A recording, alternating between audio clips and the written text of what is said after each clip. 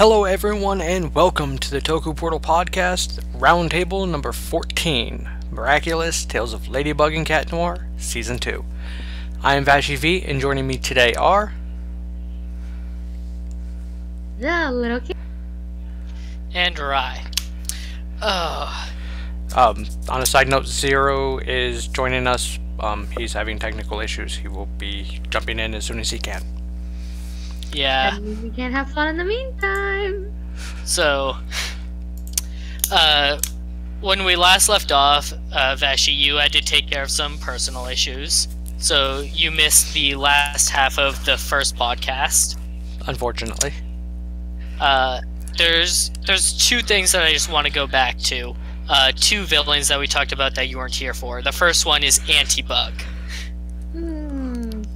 The moment where Chloe Bourgeois herself is akumatized. And it's an evil ladybug. Which actually wasn't that bad of an idea. It played out really well, in my opinion. Given how she was created. Bitch. Oh, you're in. Hello. Hi, Zero. And then we ended off season 1 with Volpina. The introduction of a new classmate who Marinette ends up akumatizing, and she does a lot with her episode. She teases the other Miraculous. It's her episode that gives us the book that comes into play in season 2, and then it's at the very end where Marinette finally meets Master Fu.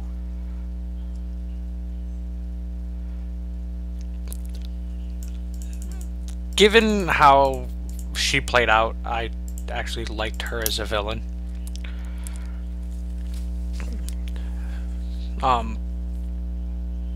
And the fact that that's basically what started kicking off everything to season 2.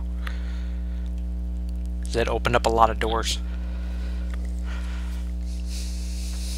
Shady massage man is shady.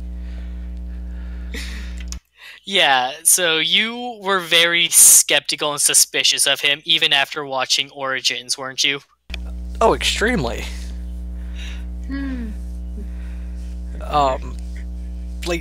Honestly, it was even before that. I was, skeptical of him because, obviously he knew what a fucking Kwame was because he had no, I'm not curious about what this, weird little creature is. And then the fact that he's, giving out the Miraculous. I still think he's a little shady a little bit, though.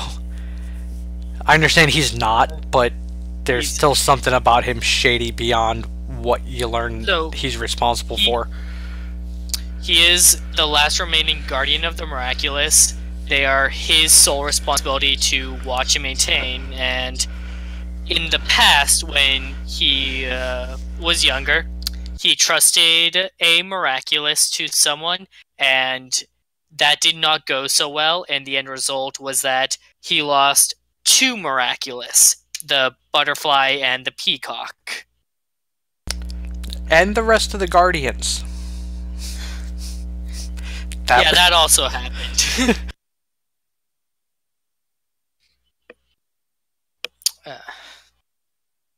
So, season 2 officially kicks off with the Collector, where Wang suspects that, hey, whoever had this book is probably Hawkmoth. And that makes Marinette worry. They're like, oh god, Adrian had the book. Before realizing, wait, what if it was his father's book? What if it was Gabriel's? And this is where our heroes realize who the main villain is, only to be thrown off by a really clever plan. Gabriel is prepared for the eventuality that, like, hey, evidence got out there that I am Hawkmoth, and I don't know who the heroes are, I don't know where the book is, I can't take any chances. And so he akumatizes himself to pretend that he's under Hawkmoth's control, with the excuse of he was akumatized because he's mad about losing his book. He draws attention toward himself to draw attention away from himself. And that's what's clever about this plan, and it works. The heroes no longer suspect he's Hawkmoth afterwards. They're left thinking he must have just had the book for some reason. I mean, anything could have happened to it after it was lost. Which was bitching and screaming at my laptop.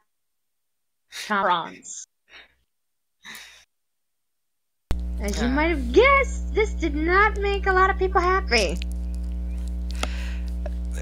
Like, I had one issue with this, and it was the fact of, yes, it is speculation that whoever had that book was most likely Hawkmoth. You would think that Master Fu would understand the abilities of Hawkmoth, being a guardian who was taught all this stuff. So the fact that it pulled all the attention off of him completely, I felt was a little bit of a problem. There still should have been a little bit of suspicion, which they tried at the very end of the episode. They kind of put it visually out there that she didn't trust him still, but it never goes anywhere, which I felt was a little bit disappointing. But on the plus side, in the course of one episode, he became a better villain than, Kamen Rider Evolt. Yeah, more on that later, but Zero, what do you think? Yeah, I would have to agree with Vashi. Like, in season 1, Hawkmoth is an okay villain. Like, he had shades of gray or at least somewhat empathizable backstory.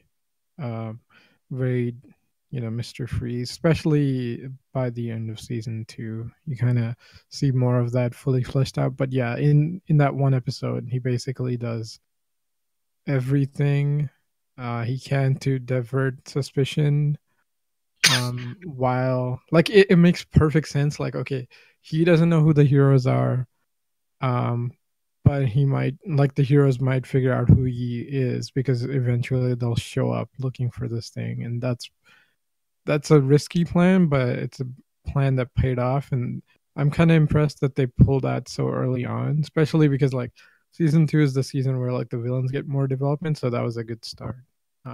Yeah, he did that episode was pretty good.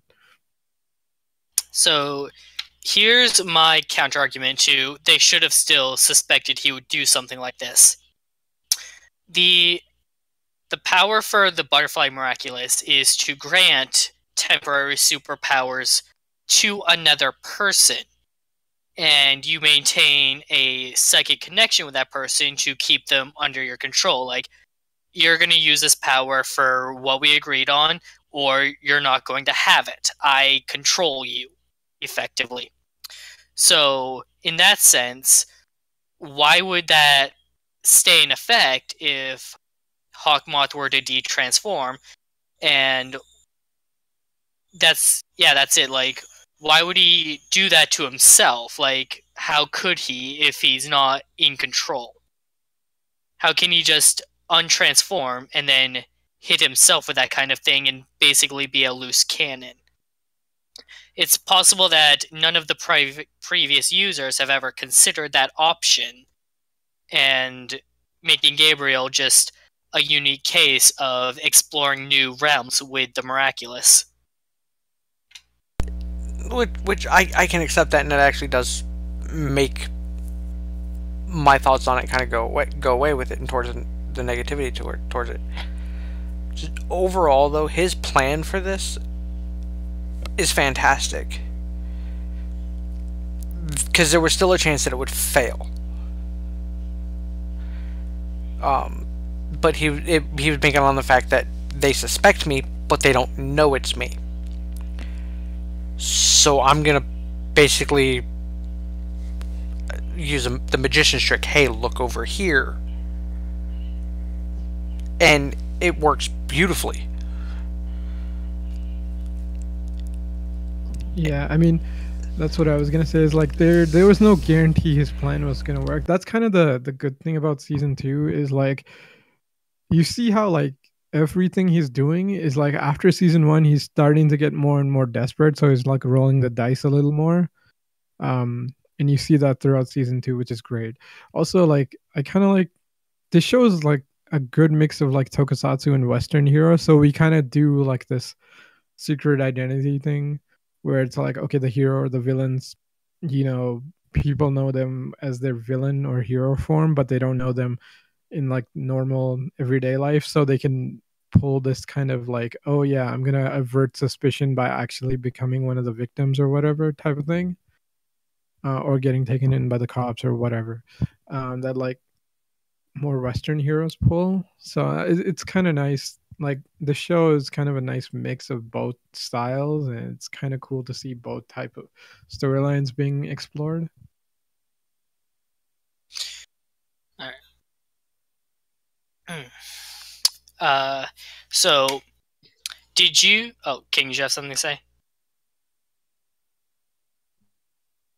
Well, I mean, I've more than said my piece, Moth, and I will admit he does improve a lot in this series, but my God, sometimes he just irritates me, and not just because of his.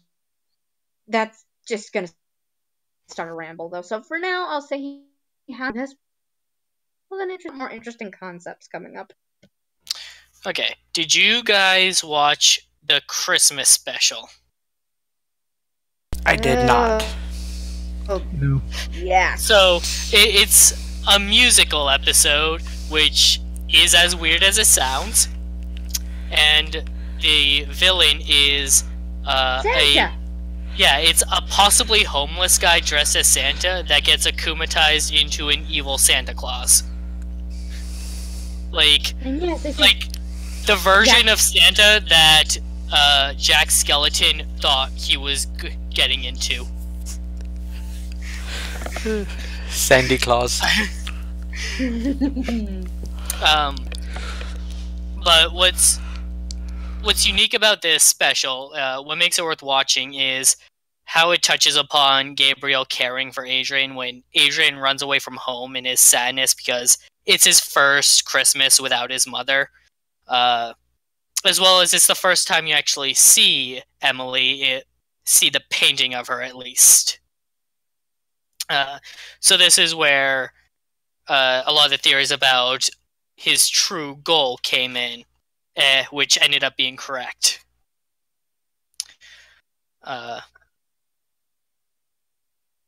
Yeah, Hawkmoth is trying to bring back his wife, and he's raising hellfire to do it, quite literally.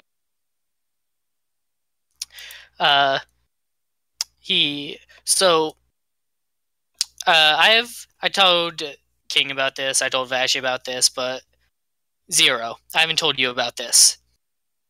It's a little theory of mine on how the Miraculous work, which is that they enhance your emotions, but kind of like emotions that you want enhanced in a way. For example, Marinette, when she becomes Ladybug, she becomes more confident and less clumsy. Adrian becomes less reserved and he becomes more outgoing. Gabriel Agreste. I would argue that Gabriel Agreste is not evil. He's an asshole for sure, and he definitely treats Nuru poorly, but he also kind of has to because he has to cover himself. But in order to draw out the heroes, he needs to become the villain. And so with that in mind, when he transforms, Hawkmoth is evil. Hawkmoth refers to the Kwami as his slaves. He goes on tirades about taking over the world. Gabriel Agreste is not evil, but Hawkmoth is, because he has to be. Okay, that would be fucking genius. So basically, Hawkmoth's his persona. But yeah, that's fucking genius if that's actually what's going on, because I'm it's sorry. literally like Wait, I'm sorry. Was that a Persona series reference or just for the hell of it? no, for the games. Damn it!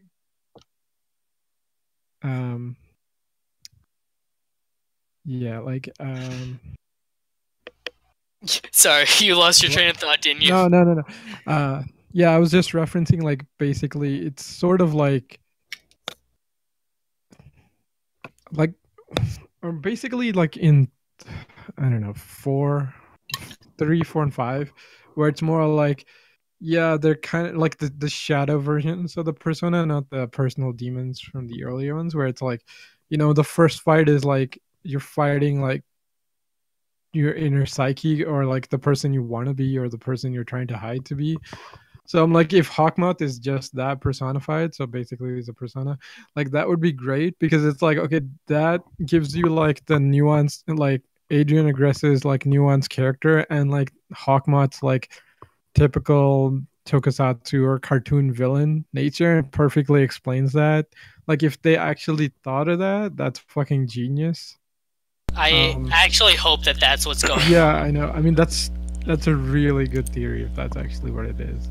For me, given the way that his character is fleshed out throughout the season, I feel it's a very, very high possibility that that's actually the plan. Because as it goes on, you see that he actually cares deeply for Adrian, and like all of the crap he puts Adrian through is out of a desire to keep him safe and protected, because he lost his wife because he didn't protect her. So I can see it being that I want to bring her back, but I'm still a decent human being. I've made mistakes, I've fucked up, but I want my wife back. And it's one of those, to me, I feel it's one of those, the ends justify the means. If I have to play the villain to do it, I will. And whenever... Yeah. Go on. You can go first. Yeah, I was gonna say, it's like, maybe it's not, like, that's a good theory and that might be what's happening, but like, I don't think it's sorry. Yeah, that's a good theory, and like I hope that's what's happening, but I don't think it's as overtly, like, I don't think he's thinking about it as much as we're thinking. It might be kind of like a Misfits situation, where it's like, yeah, you get weird ass powers, and it's kind of what you wish for, but it's not like literally what you wished for. It's like it's the thing you wanted, but like deep in the back of your mind. And it's not something you would literally be like, okay, here's a genie, make your wish. Like, you wouldn't say it. So that's sort of what's going on. But yeah, I mean, I actually didn't have a theory for this, but usually when I was watching Misfits, like the early seasons, like it's always more interesting, because like they get their powers. There's this weird lightning storm. People get struck by lightning and they get powers, right? But the powers are weird because it's basically like sort of what you wished for. So the more you know about it, and the more you figure out, it's like, oh, this is what you actually wanted, but you didn't say it. And so it's kind of always fun whenever you see a character and they have their powers. So it's like, okay, why do they have that power? So it's always kind of like a fun game, or at least that's what it was for me, trying to figure out, like, okay, why did you wish for this? So like, there's a guy who can time travel, right? But it's only him who can time travel. So it's not like he jumps back in time. What happens is he just sends his memories back in time. So the thing is, like, basically he's just thinking, like, if he could ever do it all over again, right? And then there's another girl who is basically like really pretty, but the thing is, like, everybody just kind of focuses on her for her looks, And so she just kind of wishes nobody fucking would notice her for once. So she didn't have to deal with this, and she gets invisibility powers. There's another one where it's like, I don't know. I'm just thinking of like the heroes from season 1, but like this is gonna get off track if I actually have to name all of them. The funniest thing though is, okay, have you guys seen Game of Thrones? Yes? I saw season 1. Oh, okay. So he's not in there. But so like Ramsay Bolton, who's like a villain who shows up like in the later seasons, right? People are like, oh, he's kind of like one note and such an evil douchebag. The funniest thing is, if you see Misfits, he's the hero of like season 1 and 2, right? And he's so different because he can actually act, right? But that is the funniest thing if you've seen Misfits and then you go and watch Game of Thrones, because he's so different. And like people who haven't seen Misfits are like, oh, he's such an evil asshole, or oh, he's so one note he can't act. It's great. We've seen both. Anyway, random interlude over. Right. And what I was gonna say is that Gabriel Agreste does not show emotion. Like, even at the end of Style Queen, when he shows up in person, first time he's left his own house in years, he hugs Adrian out of concern for him because he realized how much danger he put his own son in this time around. And his facial expressions are just his normal, mostly just his normal expressions. Like, he doesn't show a wide range of emotions. But in Gorazilla, when Adrian nearly killed himself just to keep his identity as Cat Noir secret, Hawkmoth was straight up sad. You could see it in every part of his face. Every part of him was concerned. And that is a huge difference from how Gabriel normally expresses emotions.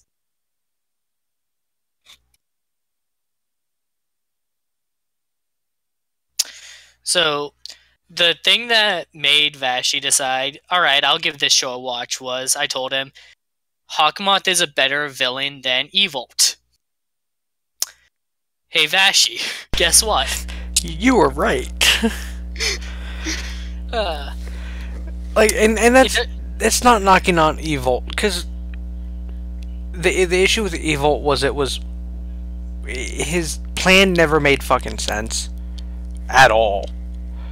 And he was just doing it for shits and giggles half the time. Which half-assed is ridiculous. I'm okay with the villain doing shit for shits and giggles. That, I mean, what's the point of being an all-powerful, planet-killing monster if you can't do shit for shits and giggles? Fair enough. I mean, that's pretty much your entire existence for that. It's like, but his overall goal, as the story played out, got weaker and weaker. It went from, I'm going to destroy the planet, to, I want to rule Japan for no apparent fucking reason. Like, when we got to the end of Build and Evolt was getting into that whole, like, I need the lost bottles to be able to transcend time and space and jump from planet to planet shit, I was just like, I don't feel like this was your plan at any point in the show until now. Nothing's built up to this. Nothing feels like, yeah, that makes sense. That makes sense for everything that you've done so far. But with Hawkmoth, like, when you get the confirmation of, yes, Gabriel is trying to get his wife back, I go, that makes sense. Like, they gave hints that predicted this. This feels like, yes, he's been trying to do this all along. It's like that, and they fleshed him out properly for that to fit. Like, they show the proper motivation for him to go, you know what, I'm gonna be a villain. And it's done in a very good way. It's like, and a lot of people have a problem doing this with a lot of shows. It's like, but you can sympathize with him. The asshole that's basically trying to murder everybody, for lack of a better term, because he's not actually trying to kill anybody. He's not actually trying to murder anyone. Like, go back to Origins. What better way to draw out a hero than with a villain? So he's just trying to cause a ruckus to lure out the heroes. And then when they appear, after he lets whoever he akumatized have their fun, once the hero appears, hey, get them, go after them, take their Miraculous. That's what I want. Right, it's handled very, very well. It's like the a small point I was trying to get to is like if you watch like any other type of series and stuff like that where you've got a main villain, and no matter what it is, even from little small evil shit to, you know, like I'm gonna murder people kind of evil, nobody wants to identify and sympathize with the villain. They want to have, because they want to have that clear, defined, I hate this character, it's black and white. Yeah, which is kind of dumb, but like to be fair, like Evolt was super one note, like extremely. Hawkmoth, like, right, like here's the problem. If you compare like Hawkmoth season 1 versus Evolt, like Evolt might edge it out because Suichi is so fun to watch, right? and Stark basically. But the difference is season 2 like recontextualizes or like definitely confirms the, you know, villain's reasons for doing stuff, how far he's willing to go. He's not heartless. You know, like he's, you know, he has to roll the dice. He doesn't always win. He has to he might give up because it's not doable, right? Like it makes him so much more human, and like so you can like empathize, you know, have empathy for the villain, right? It's like, because you can sit here and go, well, if I lost my wife to something that could have been prevented, or, you know, for whatever reason, and there was a possibility I can get her back, what are the lengths that I'd be willing to go? It's like that's basically what he did. Is like he found his line, and it was on the other side of things. And I mean, it's understandable. Like, yeah, it is. To be fair, like if Hawkmoth really wanted to, he could just line up people and start killing them and say, "Okay, show up and hand your shit over, or more people will die." Oh, but like he never does all that. Joker on them.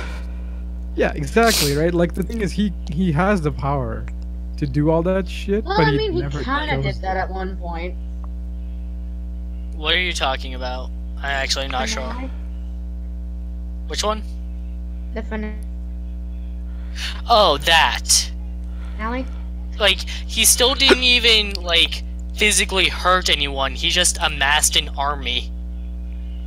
Yeah, and basically Paris or die. But the argument on that is like there were still only 2 people who were ever in danger during that. Like, at no point did he take any hostages. He had the opportunity to actually take all of Paris hostage, and he didn't threaten a single person. Fair enough, fair enough. All it was, give me your shit, and I'll let all of these people under my control go. Hey, I mean, hey, how do you even know, like, what I'm gonna do won't be better for the world? Oh, that was good. That was so good. I was gonna say, like, yeah, his whole plan is like, okay, I do this, and it's just my final power play.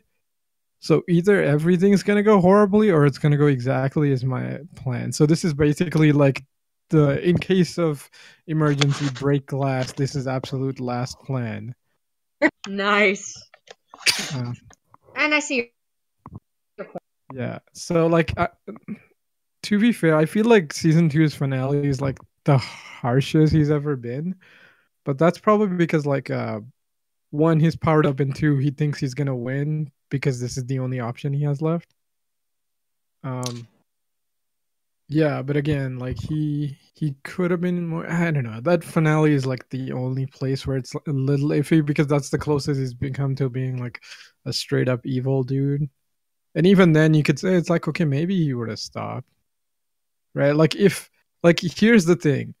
Like, the heroes won, but what if the heroes are like, fuck it, it's one city, we're just going to leave, it's better for the world if we don't give these to you, then what? Right? Like, does he not kill anyone, or does he start taking hostages? Does he chase after them? Like, you're Yeah. right. Like, unfortunately, like, the heroes are just too, they're just too conscientious. Like, they couldn't live with themselves if they thought people were being hurt because they left. No, I know. I mean, that's what makes them heroic. But what I'm saying is, like, from the point of Hawkmoth, like, if that happens, then it would have really showed you which side Hawkmoth would fall on. But, like, that's the closest he's come to being a pure villain, is, like, the last couple episodes, right? Whereas, like, the 50 other episodes, he's relatively not evil for the most part. Like, he's a menace, but he's not evil.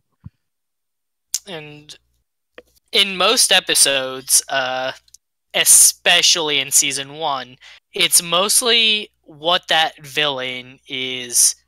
It's mostly that single villain of the week story, like what they're mad about and what their short-term goal is.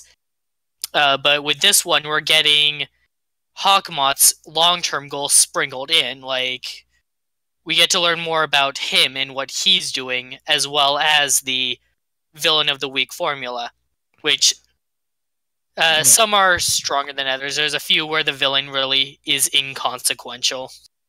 Yeah, I mean, season 1 literally is that joke of Chloe's 90% of the problem, Hawkmoth's like the other 10%. It's like half of the season 1 villains are caused by Chloe. Not half, like 80%, dude. Like, it's ridiculous. Like, everybody in that class got akumatized because of Chloe, pretty much. There's only one classmate that wasn't Chloe's fault. And it was Marinette's fault. Although we don't like... What? We don't like talking about her. Yeah, in fact, in season 2, Marinette causes quite a few Akumas.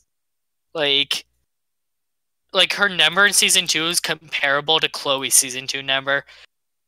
She's not actively being rude like Chloe is, but it shows that she does have her flaws in more than just, oh, she's clumsy. It's like, yeah, sometimes she just gets on people's nerves without realizing it. Yeah, I thought that's what season 2 was trying to show. It's like the bad characters are slightly better than you'd think, and like the heroes aren't infallible. So that's the good thing of season 2. It's a lot more nuance. Except for the villain fights, which are nowhere near as interesting as season 1, because like half of them are just like, oh, I'm just huge, you know? And it's like, so boring. Whereas season 1 had like a lot more interesting villains. I would say season 2 really stepped up its villain game. I don't know. I still like the Egyptian theme one. Like, that was so clever. I'm like, holy shit, the Pharaoh. Like the best Sentai. Voiced by Vashi's favorite voice actor. Oh, really? That's cool. You know what the funniest thing is? So like that. Where is it? Vashi, go ahead and say what you want while Zero figures it out. Because Vic Morgana's in fucking everything. So in terms of like stepping up their villain game, I'm sorry, Dark Owl was the best villain. The principal. The principal. Yeah, that was pretty fun. Yeah, what I was gonna say, you know that like Black Apple metal cover? Yeah, that's sung by like the VA for Ladybug. Huh. Yeah, that's right now. Anyway, yeah, like I'm not saying season 2 had bad villains. They were pretty interesting. Like, holy shit, the animation. Like, season 1 was good, but season 2 was so fluid. It's freaking amazing. Also, Vic Morgana, who voices the Pharaoh, Zero. Yeah. He's Broly. Is he? Oh, that's cool.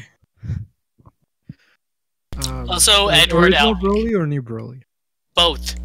Oh, okay, cool. He's always been Broly. That's good. Which is funny with the second one because he said he never wanted to do it again because it destroys his throat. And he did it anyways. He did it.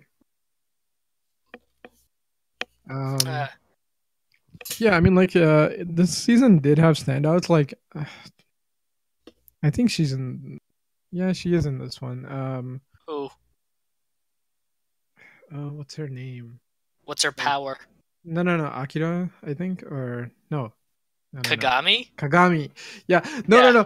The best part about the Kagami thing is I'm like, okay, you guys are clearly Tokusatsu fans. Are you naming Kagami? Oh yeah. Her name is Kagami Tsurugi. Those are both names from Kamen Rider Kabuto. Yeah. I'm like, oh, are you naming her Kagami? Because like, for the most part, she's like Adrian's friend. I'm like, are you naming her the friend? Just to make the Kabuto joke. You know, like, my only friend. Oh, my dear friend. Oh my god. Also, the Tsurugi because part. No. Because Adrian's basically sword. Well, I was going to say that Kagami is also a fencer, so that would be the Tsurugi part, because sword. Oh yeah. No, I was gonna say because like Adrian's basically sword with the random rich boy who has basically no friends. Oh yeah, that as well. But like, then it gets weird with the double date that happens. But I'm like, holy shit, you're way more intense than I thought. But then like, it makes sense for like her character from her first episode. That's a good segue. Let's talk about the alternative love interest, because one of the big recurring themes of this show is Marinette and Adrian's weird love triangle with only two people. But then season 2 offers other possibilities. They bring in Kagami as a potential interest for Adrian, and Luca, Julika's older brother, for Marinette. Alright, King, go ahead. Hold back the pitchforks and the mobs, please. Zero standby for shipping. Oh, okay. No, I'm like, okay. I'm not gonna do that. You know I don't. No, it's fine. The point is like this show is literally okay. It has a lot of tropes. Like it's got Western superhero tropes, Tokusatsu hero tropes. It's also got like sitcom-y vibes, but basically like, yeah, they're doing the like love triangle shit. It's because it's basically like the sitcom gimmick. And the reason you're like, oh, everybody's like, come on, just get together already, right? I mean, thank God, season 2. Like, if they were gonna carry that over for another season, like, I think people would have had it. But the reason, like, I'm like, okay, yeah, I can kind of let this slide is because, like, one, it's for a younger audience, kind of, so we're not gonna get that much romance, and two, it's like it's been shown time and time again. If you have a couple whose whole thing is like, oh, they're almost getting together and everybody's rooting for them to get together, you don't actually want them to get together, because what happens is if they like and they're on TV and they get together, what happens is, one, the writers are either bad at writing them in a relationship. Two, people who are just waiting for them to get together are like, okay, cool, they're together now, I can write my own fan fiction, it's fine. Three, the shippers double down and the showrunners double down, and then it crashes the show where like Arrow, where it's like, okay, what the fuck is this show about? It is not about the ship, like, back off. And then you have a fight between the people who are more into the action and more into the ship. Supergirl. Oh, I was gonna say Arrow, but Supergirl possibly. Like, to explain that real quick, season 1 of Supergirl spends the entire show setting her up with this one other guy. And then at the end of the season, the show was going to be canceled, but another studio picked it up with different writers, and those writers opened up season 2 with, all right, they broke up off screen, we're going to ship her with someone else now. Yeah, I mean, to be fair, that was like a really bad ship because nobody was buying their chemistry. But yeah, I know what you're saying. It was fucking annoying. Right. But like the whole reason why, like, I could let the shipping pass is like, okay, one, it's basically the core part of the show, one of the core pillars. And two is like, yeah, like it's been shown if you build your core pillar as like, oh, will they or won't they get together? If you actually put characters together, it tends to end badly. Like multiple shows have ended like their ratings have plummeted after they've gotten together. So go ahead, King. But otherwise, like I didn't hate it in the show or anything. Like the weirdest one was like Adrian and god damn, literally cannot remember names right now. Kagami? No, main character. Marinette? Marinette, there we go. Like Adrian and Marinette's friends getting together. I'm like, okay, this is Ali weird. and Nino. Oh, Yeah, Ollie and Nino. I'm like, why? I mean, they were cool just being friends, but I'm like, how? You're just hooking up because the other two are hooking up. That was kind of weird. Although I do like how season 2 actually like expands upon their relationship and shows us them spending actual time together. Gives us something to hold on to at least. Whereas season 1, like, hey, these episodes have to be viewable in any order, so even though Ali and Nino are dating, we can't, like, make it seem like the audience missed anything. Wait, they were dating before in season 1? Like, Yeah, it was in season 1 when they got together in Animan, when Alia's father was the Akuma. okay. And, like, Ladybug locked them in a closet so that they wouldn't see her transform. And they were just forced to... I had to skip because it wasn't loading. Well, they basically... they were forced to talk to each other for like 6 hours, and they realized they had a lot in common. Oh yeah, I don't think I've seen that section. My bad, sorry. Yeah, but like it works in season 2. It's just I'm like, where the fuck did this come from? Yeah, my bad then. To me, the best part of that is the fact it gave us the joke, and with them transforming. Oh yeah, that was great. When they're about to like all team up. You're not surprised? That was Shut so up. good. It's like that was Like, No, she straight up told him that she knows at the end of Anansi, though. Like it's not her fault he didn't catch on. Yeah, pretty much, right? Dude, this show's fights, yeah, Nancy kind of reminds me of like how like the fights have gotten better in season 2. Well, I mean like the animation at least. Yeah, go ahead. I was gonna say, yeah, references. just the overall animation quality of season 2 is a lot better than season 1, and season 1 was already pretty solid. Question: Yeah, I mean, the Street Fighter reference, was that this season or last season? last season, the robots.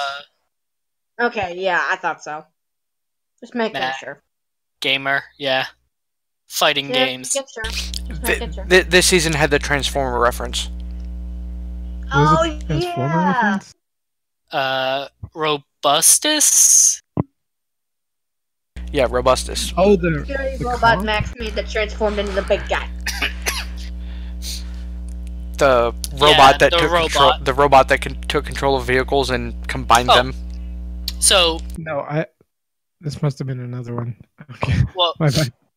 So while we're on the subject, though, Robustus is a very important episode because Hawkmoth akumatizes a robot. How is he able to do this? Because the robot has an advanced AI that allows it to experience emotions, which is what Hawkmoth targets when he akumatizes people. So that just shows that if it has emotions, he can akumatize it. It's not just people. Like, animals can also count if you wanted to target those. Like, everything is fair game at this point. It's also the episode where we learn how the wish that you get with the two Miraculous work. because Robustus realizes, oh, I can have anything happen if I get those two Miraculous together. And Master Fu explains to Marinette, if he had wished to become human, someone would have lost their humanity. It is Full Metal Alchemist rules. Meaning that we now have one very, very important question. In Hawkmoth does make the wish to bring back his wife, and obviously he's not going to sacrifice himself. Kick the bucket. I entertain the idea of, would he be willing to sacrifice Adrian? And this season proved to me, no. What he wants is he wants his family back. It's gonna be his assistant. Yeah. Oh, you think it's gonna be Natalie? Yeah, it's gonna be. Oh no! That's Natalie my thinking. He's done everything for him. I know she's great. A la Juoja. Oh no, that makes so much sense too, because it would make great drama. Like the worst part is, like, you betrayal. wouldn't even have to ask. I bet she would freaking do it. Because she loves him. Yeah, pretty much. She is the epitome of the phrase "Please notice me, senpai." The phrase what? Please notice me, senpai. You goddamn I piece. swear, it's Juoja all over again. Oh god, I fucking hate that phrase. Anyway, Yes, I just personal despise reasons, that that's one. why. So let's talk about one of the other big focus of this season, which is the discovery of the new Miraculous. Yay, I've been waiting for this. When the season begins, it leads you to believe, like, hey, there are 7 Miraculous. The intro shows you that. But then you get to Sapides. And that's when Marinette finds herself unable to handle things with just her and Cat Noir. And Master Fu tells her, okay, you're ready for this. And he shows her all of the remaining Miraculous. Like, you have the entire Chinese Zodiac inside the jewelry box. All with different jewelry to boot, and I mean anything goes. There's a frickin' nose ring in there. There's a choker in there. Headbands, bracelets, anklets, rings, whatever they do. So the first temporary hero we get is, of course, Alia, because who else was it going to be? With the Fox Miraculous. And she becomes a hero version of Volpina. She becomes Reina Rouge. And we get 2 more heroes later on, Nino as Carapace and Chloe as Queen Bee. God. So I hate her name solely because it gets a song. Solely because it gets a fucking song stuck in my head. what song? Fucking Lord's Royals. Yeah. Yep. I was gonna say just like stick to freaking what is it, Queen Wasp? That's so dumb. But whatever. Like at least it has a really nice design. Like both versions, like Queen Bee and Queen Moss. Wasp. Yeah, I'm fucking thinking of like Mothra right now for some reason. Well, we'll get to that later. Yeah. That was a really good suit. To be fair, I think like Alia's suit, I'm not like, it looks okay, but it looks like the least, like it doesn't fit as well as the others. Carapace is okay for the most part. Like I hate the hoodie because like something about the hood being up and like Teenage the face, Mutant Nino Turtle. yeah, like Nino's face and the glasses and the hood is like something's not working. I think it's because like his nose is more squared off, so it becomes super prominent when you put the hood and like the glasses. Like if it was maybe like darker glasses, it might work. So like that's the only complaint about that suit. Nino's is the one that I dislike the most, actually. I just don't like the way the suit looks on him. But in the end, it doesn't look bad. It's my least favorite, but it's not bad. Alia's I actually like a lot. I like how her tail is a literal tail coat. And of course, Queen Bee's simple but stylish. And I like how, like, for Queen Bee, I like that she has, like, the Chinese, like, pins in her hair holding the bunch together that also double as the antenna on a bee. Like, that was a clever design. Like, I like all of the suits, and I agree. Nino's to me is the more problematic looking one, cause it's one of those things like I can't pinpoint why I don't like it. I just don't like it.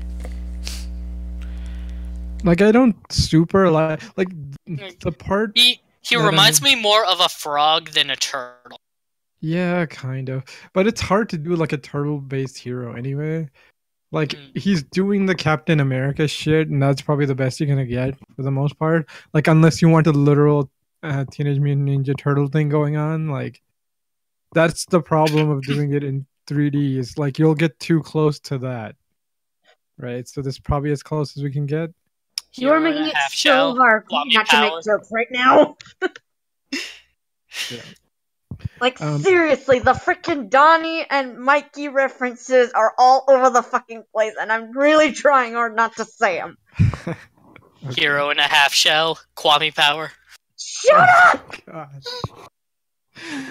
Now, don't get me wrong, but oh my god. Yeah, like my problem with the Alia one is like it's okay, but like she's such a cool character. I want her to get like her suit. Oh, you think her suit is like not good enough for her? Like, yeah, I think that. Like, it looks okay. I will also say this: Alia does have the most like furry suit. True. Yeah, I think that's messing. Like everybody else kind of has more of like a armored aesthetic. Hers is more. This looks a little too cheap compared to the rest of them. Rather. Go ahead. A little bit more enchanté rather than en garde, you mean? Yeah. I mean, like, most, like, all the designs in the show are really good. So us just saying, oh, we don't like this, it's like saying, okay, it's like 80% good, you know, like fix the last 20 or like 90% solid.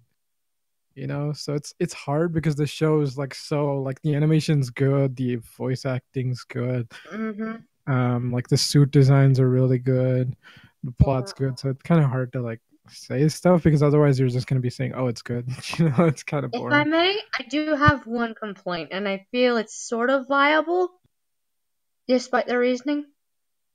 I understand all of the different flaws with the suits and such, and personally, I'm fine with all of them. Whatever you have to say about them, please, by all means, but it's not the suits themselves that bug me, or the powers or any of that. It's the fucking contingency that comes with these powers. What do you mean? Oh! Yeah, if I may. So, go on. This is your show. Thank you. So, I tried to say show and floor at the same time. Yes. So, anybody who's listened to me ramble about this show in the past or behind the scenes knows that this contingency is one of the things I despise about the show, particularly about Master Fu. See, the thing is, whenever, for whatever reason, Master Fu always says that we need these powers for this circumstance, but we can't have too many Miraculous circulating around. We already got 3 going around, don't need any more, apparently. So the thing is, technically only 2. He doesn't count his own. I meant Hawkmoth. Oh. So now every time, Rouge, Queen Bee, Carapace, or might pop up in the future, I don't know. We'll talk about that later. We only get them. Thank you. We only get them for that. They're forced to give up the Miraculous and the Kwame, which never get much. Well, fleshed out ones like Tiki and Plague, and I want that. And they have to Master Fu. Bull. Such bull. Oh, it's ridiculous. Okay, I understand the idea of you don't want too many powers circulating at once. We don't want him stealing anymore. But come on, you give us these great characters. Like Zero was saying, strong character costume is, a little weird, but are incredibly useful and have a lot of cool ideas going for them. She could be a great, might even, to jump towards the truth reporter. She's been trying to figure out things about Ladybug for the whole damn to be the step further, and it could lead to some interesting ideas. Nino has some really good character development that he sorely needs, I will admit. I love Nino, but Chloe, again, there's so much you could do with her as Queen Bee. And you're not letting them because you're only letting them use the powers when you need them. And worst of all, they're not even giving the Kwamis anything. I mean, parts, they have good lore. But come on, these are characters too. Give them some lore. For God's sakes, this contingency just drives me nuts. So I know, Lord, I needed that. So I know Vash will have some stuff to say on this, but he's going to be back in a minute. I'll go first. I agree. There's a lot of potential to go with keeping the heroes full-time. Learning more about these other Kwamis and their personalities. I would love to learn more about Trix, Rena Rouge's Kwami. Especially since all the Kwami have their favorite foods that they like to eat. That's just a fun detail that I'd like to see more about. What does the fox like to eat? There's even episode opportunities where you could let Ladybug step back for a bit until she needs to come in to actually capture and purify the Akuma. You could do something where Rena Rouge and Queen Bee are stuck in a situation where they're the two that have to deal with the villain, and of course they have clashing personalities. Queen Bee would get on Rena Rouge's nerves, and there could be a learning experience there for both of them. But at the same time, the more heroes that you have, the stronger the villain has to be to keep up with the demand. And there's a brick wall down that road that I feel like the creators might be afraid of. There's a power curve limit that you can't hit. It's not Dragon Ball Z where the heroes are all willing to let the fights be one-on-one because they all have pride. This is a hero show where there's no excuse for that. But then if every hero is showing up every episode, where do you go from there? How do you keep making the villains capable of dealing with that? Right, that's what I was thinking exactly. It's one of the things you notice in the show, I guess if you're not hyper invested, because then you're just into the show and into the mythos. But if you're watching it from oh, this is a show, this is how it's put together kind of point of view, it's really interesting to see. Because one, you watch it and it's oh, that's good animation. It's oh, that's a good way to save animation there. How our plot's constructed, things like that. It's a very good show to learn how to make your own show. It's got very interesting ideas too, power wise. But as you said, the biggest problem of yeah, it'd be fun to add more characters, but the problem is other shows have done that. And as Rai said, the biggest problem is the stronger your team, the stronger the villain. The problem is Hawkmoth's already getting his ass kicked. Right? If you give them the team, the only way it works is, one, you have to have Ladybug and Cat Noir be good enough at what they're doing that now they're teaching the newbies, right? That might be enough plots. 2, you might have to add extra villains. 3, you might have to have like character side stories where it's like, oh, this character couldn't be here because they had this thing to do. Like the thing is, like, those are ideas which the show can pull off. The problem is, like, every single one of those has their downsides. Like, okay, say you want everybody to, like, the team to have powers, and the reason is because, okay, one of them is busy now, you're not they can't attend. The problem is, like, okay, good, that gives them time to be themselves, right? Like, the problem with that is then you turn into Steven Universe, where it's like you get towny episodes and actual plot episodes, right? And that's not what this show wants to do. Yeah, This show wants most, like 90% of its episodes to be viewable in any order, so that you don't feel like you missed anything. right. And the problem with that is, like, you'd be like, okay, well, the show would still be on action. It's like, it's not true. It's because the action scenes take way more work than just like the normal shit. And eventually, just because of production and stuff, over time, the more normal scenes will overtake the fight scenes. Especially when the more characters you have, the more screen time you have to give. And you can't just keep putting them into fight after fight because, like, it'll take up too much time. But then you have to give them side stories, and the side stories will just outnumber the fights over time. Right. And that's sort of the problem with Arrow. It's like they've added so many people. Like, it's literally almost the Justice League at this point. Like, with how many heroes like are connected directly to Arrow. That, like, you have to give them side stories, or you have to constantly say why this character isn't here, or push them away, or have them not show up. So there are problems.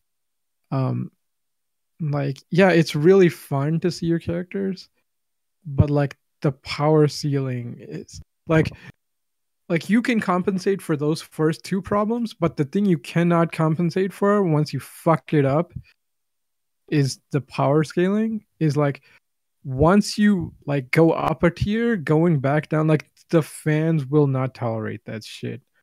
And it's annoying, but like the vast majority of people are like, okay, yeah, we beat this guy, who's the next big bad, it'll just keep doing that. And that's a really bad thing to go down, like, path. Like, that is DBZ's biggest problem, is like Dragon Ball was fine until it started escalating with like the Piccolo shit, and then Z just kept pushing that on, and Super just kept pushing that. I mean, like, they started kind of reining it down with, okay, now there's tiers of characters, so like, it's not as ridiculous as it used to be, but still, like, and then fans bitch about like, oh, what, you messed up the power scaling and all this. And like, it gets into like, once you add math into your show, it fucks it up. And like, the quickest way to do that is like, you add too many heroes or too many villains.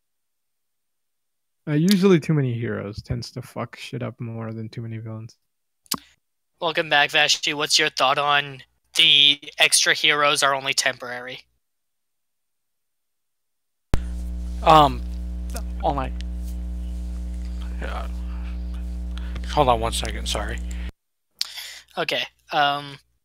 So while we wait for Vashti to talk about that, I will say I do understand Master Fu's point of, he already lost to Miraculous when he mishanded out 1. And we see in the episode Samboy that still haunts him. That's still a nightmare of his. And he just doesn't want to risk that again. These are, in this world, the most powerful objects. And we're seeing what one of them is doing in Hawkmoth. Imagine what more would cause.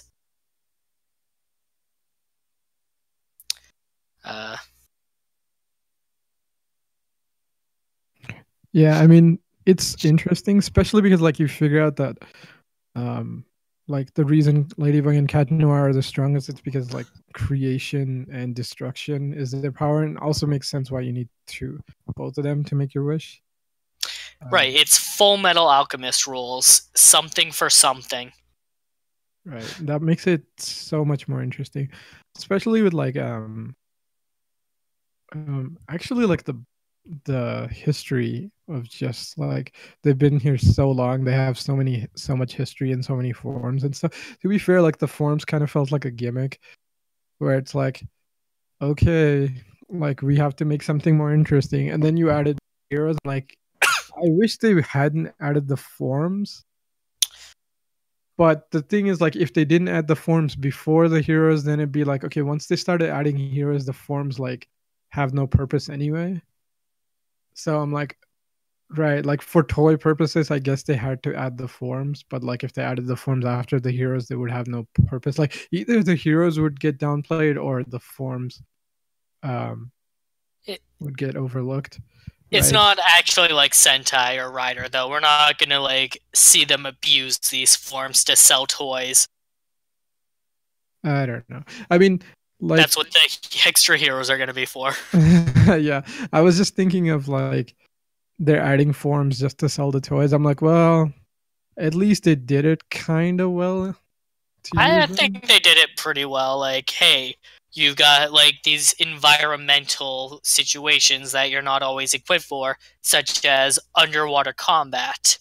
So here's a power for the Kwami that lets you breathe underwater and basically become a fish person.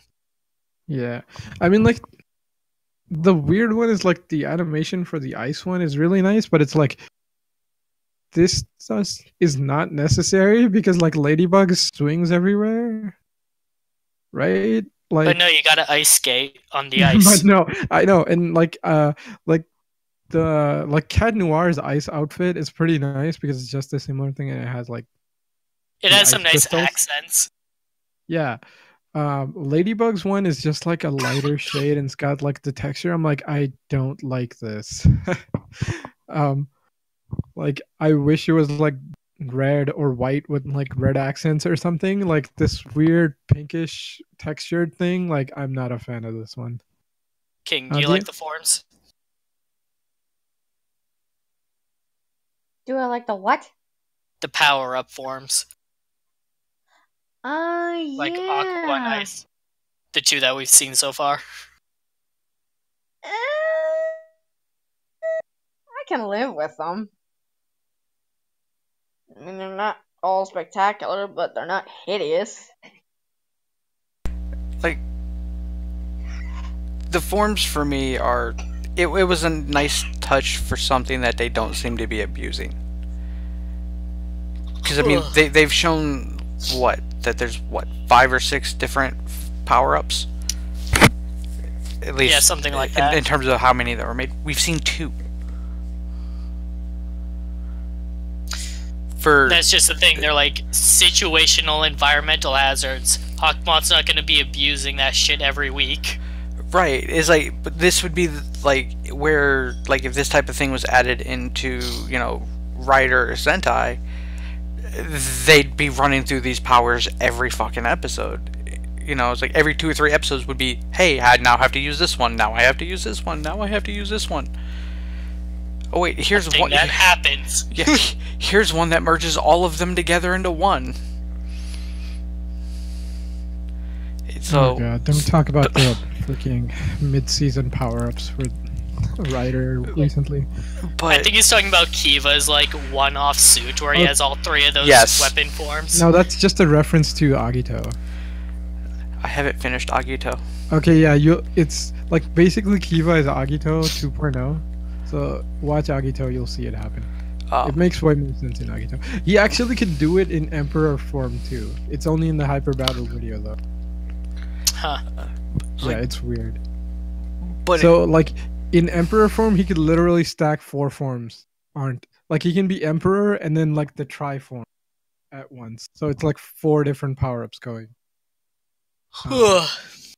Yeah. Like, but the fact that it's not visually being abused is a nice touch. So, backtracking a little bit, how do you feel about the temporary heroes? I like them, and I like the way...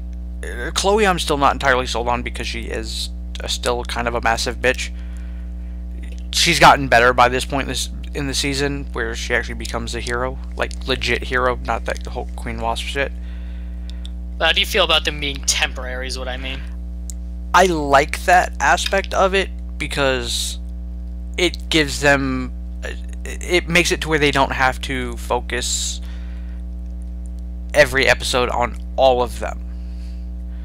They don't have to go, well, crap, now we have, we've got to fight, now we've got to shoehorn these other ones in here when they really have nothing to do with the overall story of the episode. So the fact that they're only temporary, and that's like in the case of the Spotsits, or how the fuck you pronounce it, when her sisters become Sapides. Sapides. When the twins. Even aside from the last episode, but even then, it's all still, like with the power-ups, it's situational. It's the crap, well, I kind of need this type of aspect, so I'm gonna go find Chloe this week. Right. Anansi is a good example of this, where Emerina is thinking, I need a Miraculous that can protect someone. Oh, hey, there's one that is literally a giant shield. So, the fact that it's not a constant thing I like, and it also adds to defining the characters, the type of characters that these people are that she's choosing. Because the closest she came to not getting it back, aside from Chloe being Chloe, was Alia to start with. Because Alia had that moment of, no, but I want it. And she overcame that, and she proven herself to be a immaculately good person. And it's a nice little touch that, through what we typically watch for these podcasts, we don't usually see that type of thing.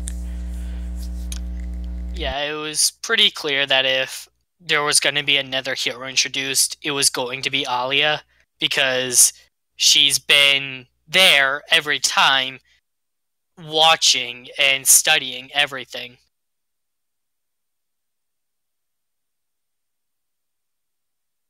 And she was the perfect person for it.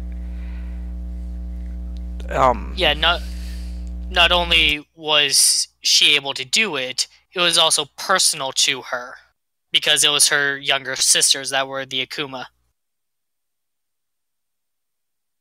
Right. I mean, like, that's one of the things I like in this show. It's like, yeah, we can go for like cheap drama and like intensify it by turning characters and making them do shit that they normally wouldn't. Like we've seen that in a couple of shows in the last couple of years.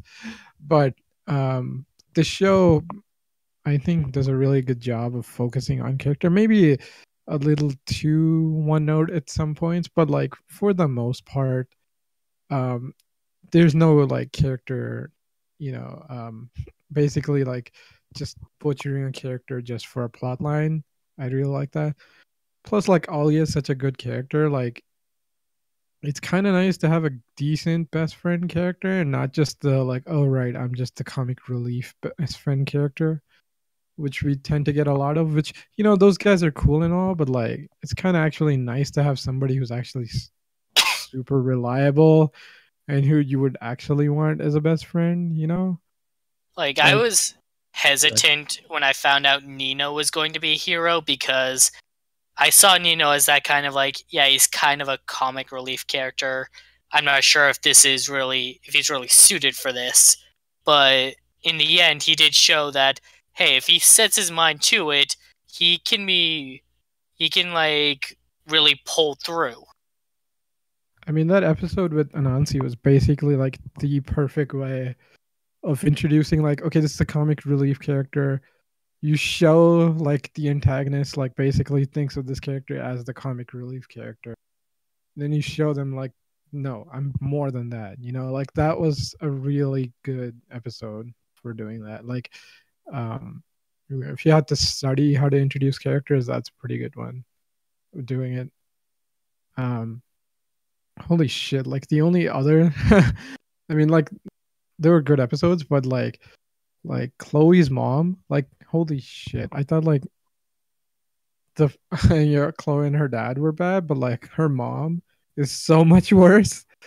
But like that also kind of shows how like she's been messed up being raised by these, and like the butler is like the nicest dude ever. He's That a was cool. freaking saint to stay with that family, let's be honest.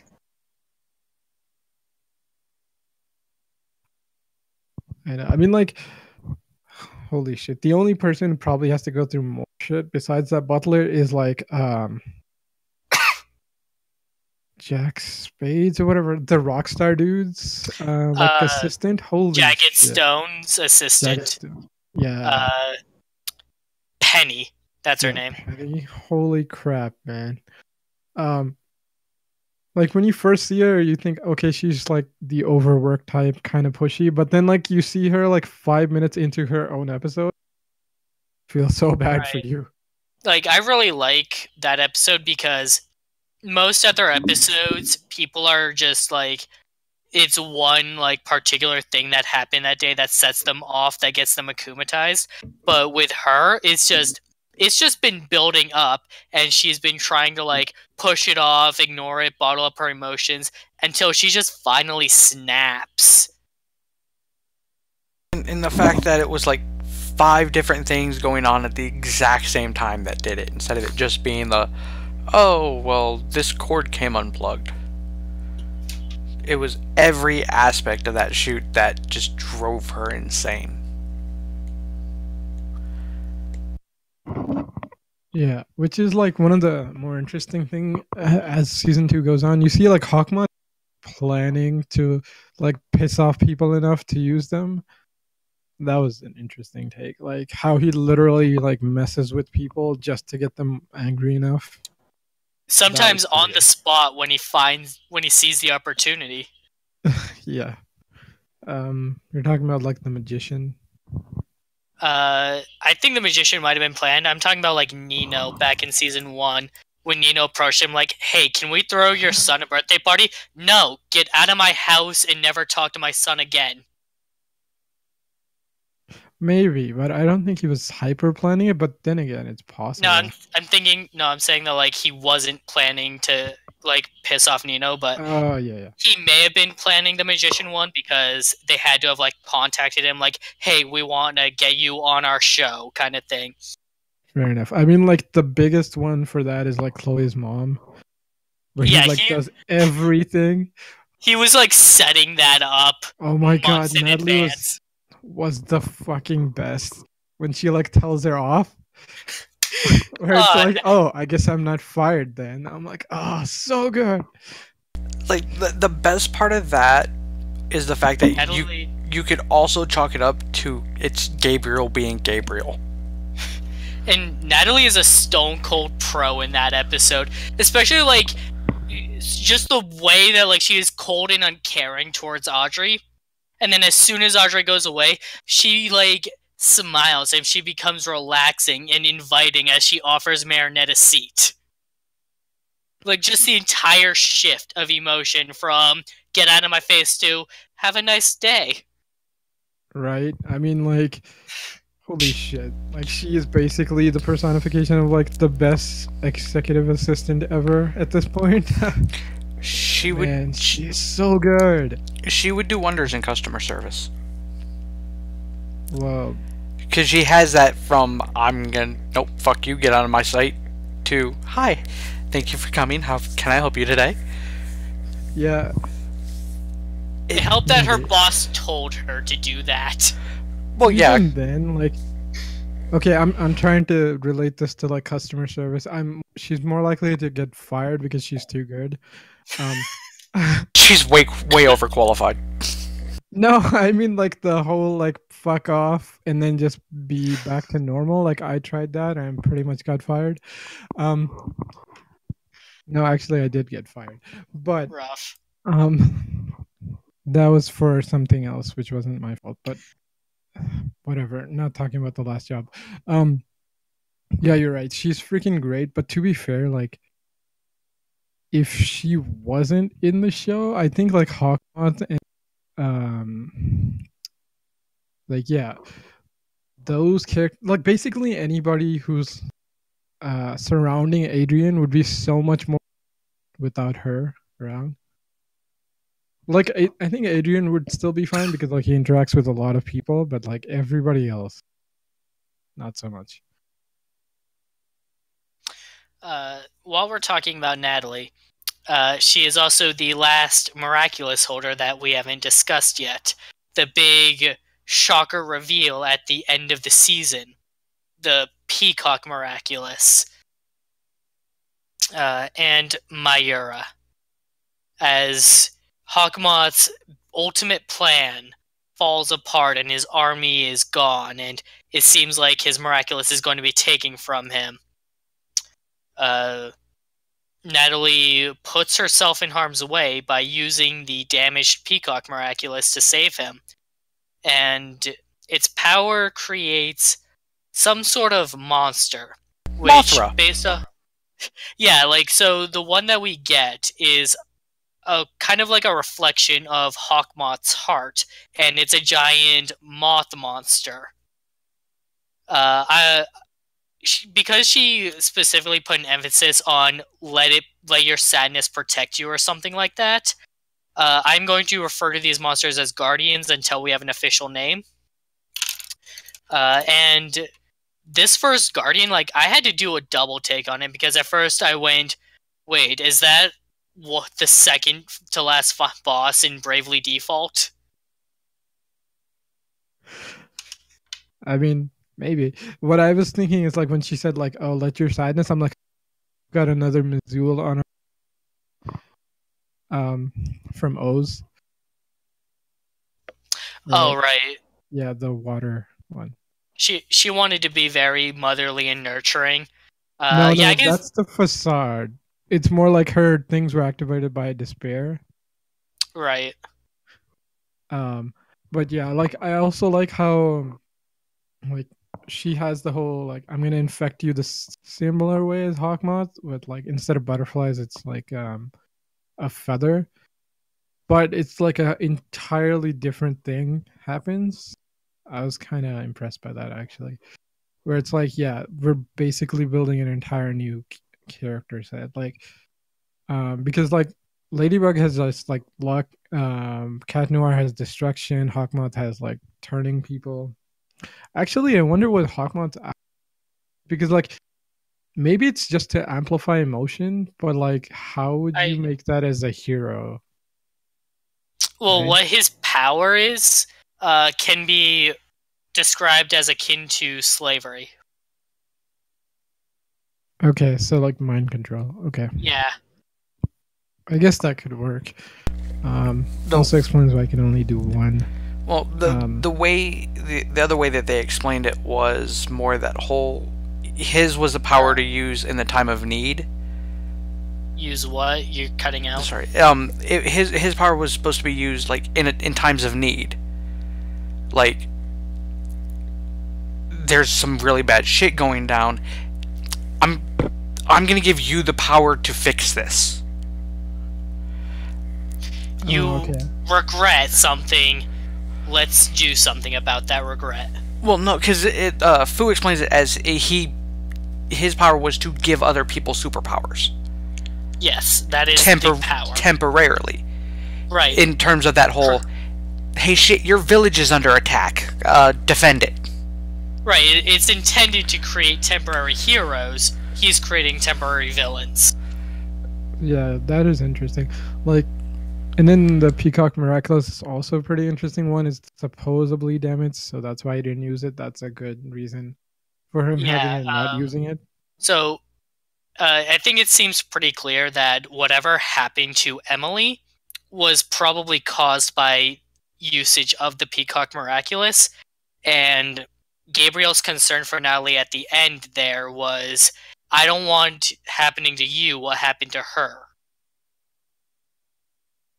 That's an interesting thing. I hadn't put that together, but like, yeah, that would make sense too. Like, which would also add another layer to their dynamic. This is just a theory, but Gabriel got the Miraculous book when he and Emily were overseas.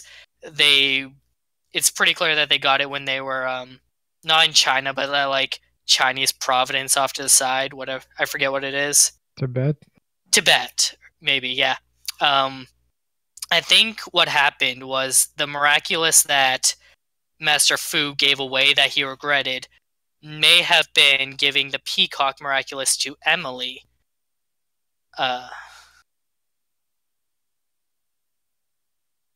Yeah, that could be interesting, especially considering we don't know exactly her personality. Oh, yeah, that and the fact that it was the only one that was lost. You cut out again. Sorry, it was that and the fact that that was the one that was lost. Because he knew where the rest he knew where the rest of them were. So having it not being around and oh shit, some really bad things happened in my village because of some shit with it because I fucked up, stands to reason that would be the case. Yeah, I mean, especially depending on what the Peacock Miraculous's actual abilities is like maybe it's like. I think it's what it showed us. It's supposed to create some sort of guardian to protect you. But right, I know, but it could probably amplify your fears too, right? That might have been what destroyed the temple or whatever. Like, I have a theory on that now. Okay. Like the power is to create guardians to protect whoever. Mm-hmm. And using Zero's thing of that, like, it would amplify like fear and whatnot. That whoever she used that power on feared the guardian, or feared, the miraculous guardians. Oh. So that guardian attacked them. Or what if they feared the Miraculous themselves? Like, this is literally the power to destroy the world inside a jewelry box. Right, so it's like, it stands to reason, and through logic, if that's the case, for that to be the thing that happened, it would also explain it getting damaged. Or it could be the fact that it was damaged to start with. That right. It caused them, instead of it being something that protected, to something that was used to destroy. I mean, here's the thing, like, we don't know that much about Emily, right? And the thing is, like, especially because I've missed that damn episode, so I don't know even more. Like, the only time I've seen her is like when she's like, she's an actress. She did one movie. It's called like Despair or whatever. And so I'm like, all right, is this movie hinting at a character, or is this the standard thing of like, oh, we want to make a whimsical, like, super kind of hard to find movie, and it's going to be black and white, and it's going to be semi-depressing because that's just how art movies go, and do the Japanese movie of like, oh, it's going to be about like depression or something, or despair, and like either it's just an homage to how like tokusatsu tends to do movies when they do, because I've seen this in a couple tokusatsus whenever they're referencing that random one-shot movie I did this long time ago and super hard to find. It's always something like this type of movie, or it's actually hinting at character. I think that they are hinting at a character, because that movie is directed by A. Bourgeois. It's not Andre Bourgeois. He runs a hotel and he's the mayor. He doesn't show any interest in film. It's not Audrey Bourgeois. She's a fashion critique that's traveling around the world. So what other mysterious bourgeois family member directed that movie?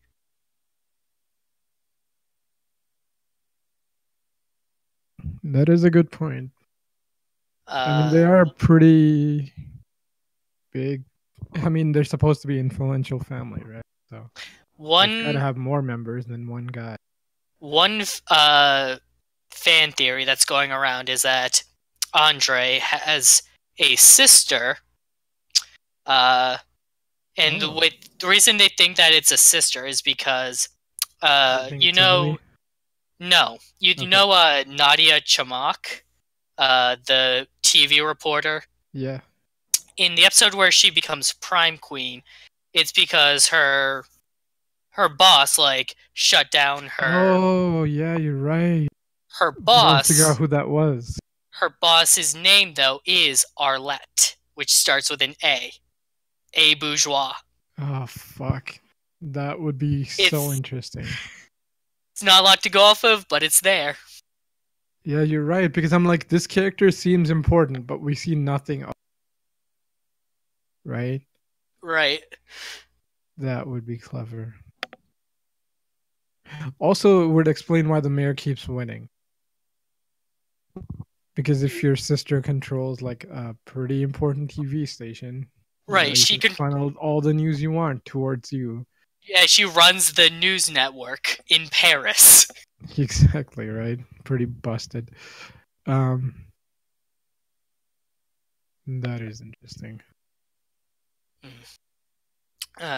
King, any thoughts on that? None that you guys have already covered. I'm being perfectly honest here.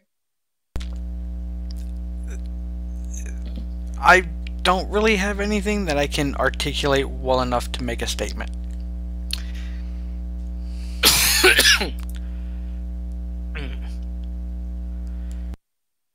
Anyway, so random question. Favorite like new design, I guess, because you know most of the old characters are similar from season 1. So like random people, villains, non-villains, whatever. That is a tough one.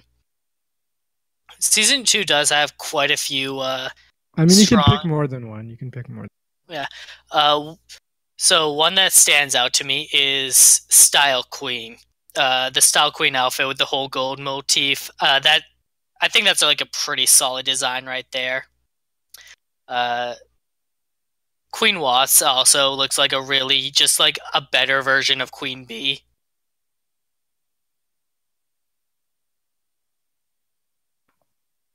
Yeah, those are pretty good. I was gonna say like Captain Heart because like holy shit, both like in villain form and non-villain form, that character is freaking awesome. I mean, like the episode was okay-ish, but character-wise, that was great. Other than that, like all the other ones are pretty standard and decent. I think like season 1 had a little more interesting villains, but like season 2 has better storylines. Any favorites, King or Vashi? Personally, I liked Captain Hard Rock. It mainly because like I always enjoy the whole pirate thing. But my favorite was the Principal Dark Owl for a couple of reasons. One, because they made a nod to Detective Comics. Because he has the actual Detective Comics in that little thing where he keeps his outfit. And the fact that they basically turned him, at least as a akumatized villain, into Batman but an owl.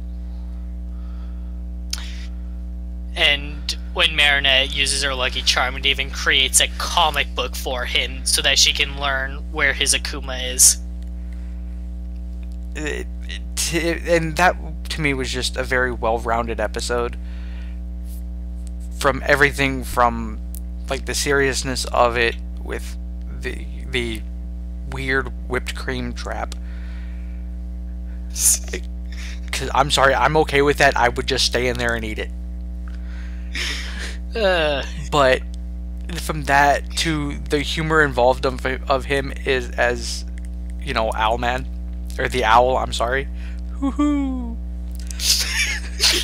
And just watching him basically be Freakazoid. Like, and here's the thing too. He doesn't get carried away with the idea of I can be a hero too. He's not like running into burning buildings or like chasing after bank robbers. He's trying and failing to get a cat down from a tree every week. like the fact that he and like I said, to me the best thing about him is his Freakazoid run. For anybody who doesn't know, there's a show called Freakazoid that was aired back in the 90s, back when the WB channel was a thing. And it was about a nerdy kid who got sucked into a computer and came out as the character Freakazoid. With the powers of the internet. Yeah, he has the powers of the internet, which is which says something because it's to like today's standards of internet. I know, right? Like normally when people were like, "I have the become super," Freakazoid just becomes a meme lord. And like, and then like, yeah, that's what would happen if you had the powers of the internet. And like, he has like super speed and shit like that, and instead of using it, he decides to literally run normally with his hands in the air, going woo. And to me, it's like, as soon as I saw the owl doing that, I'm like, I want to go watch Freakazoid now. Thank you. Right? Like the only thing I was gonna make another reference, which is I'm like, maybe people wouldn't get it, but then you made like a Freakazoid reference. I'm like, fuck it, because like Alia kind of reminds me of like the best friend from Daria, and it's like I'm like, that is the best character in that show. Jane. Yes. Thanks, man. It's been a while, but I'm like, yeah. Alia is such a cool character. That's why I'm like, oh, the suit's not good enough for you, because I'm like, you're the best character in the show. Oh. But otherwise, like, yeah, it's great. King, your favorites? Also, oh man, at first when he like pulled out like the suit, I'm like, oh, is he like fed up with everybody's bullshit and is gonna be like a previous hero, just going back to Superman? And it's like, no, that's not what's going on. I'm like, he is someone who was inspired by heroes when he was a kid, but grew up in a world of that stuff doesn't exist. And so he became a principal, probably to try and inspire other kids. Yeah, that's pretty cool. Too bad he doesn't really do that, because they just give him the generic principal character arc. I bet you he woke up one day realizing, like, what have I been doing with my life? I know, right? And that's how the owl started. Him as a villain. It was a lot more fitting to see him as a villain, if I'm being perfectly honest. Especially considering how close we got. Right. So, King, favorite suit or design or anything? No, not really. If I'm gonna be honest, I don't really pay attention a lot to design, so that's probably not a question you want to ask me. Okay. So, what we're gonna do next is we're gonna go do a quick run through of the villains and like whether you like that villain or just the episode in general, just any thoughts you have about it. So starting with the Collector. I really like this episode because this is the first time we see our heroes directly fighting the main villain, and he's using powers that he gave himself, all wrapped up in a plan to like trick them into thinking that he isn't the main villain. It's like, I like the Collector mainly because of the fact that it points out just how analytical Gabriel is. To be able to go, you know what, this is the circumstances that I'm at, so here's how I get out of it. Like, he has it mapped out. Yeah, that's what I would say. It's like the Collector is an okay design, and his powers of getting beaten are Brannigan's things of, I need the kill bots, just had a pre-built switch, so I just sent in men. It is, yeah, that is very much the plan to do it.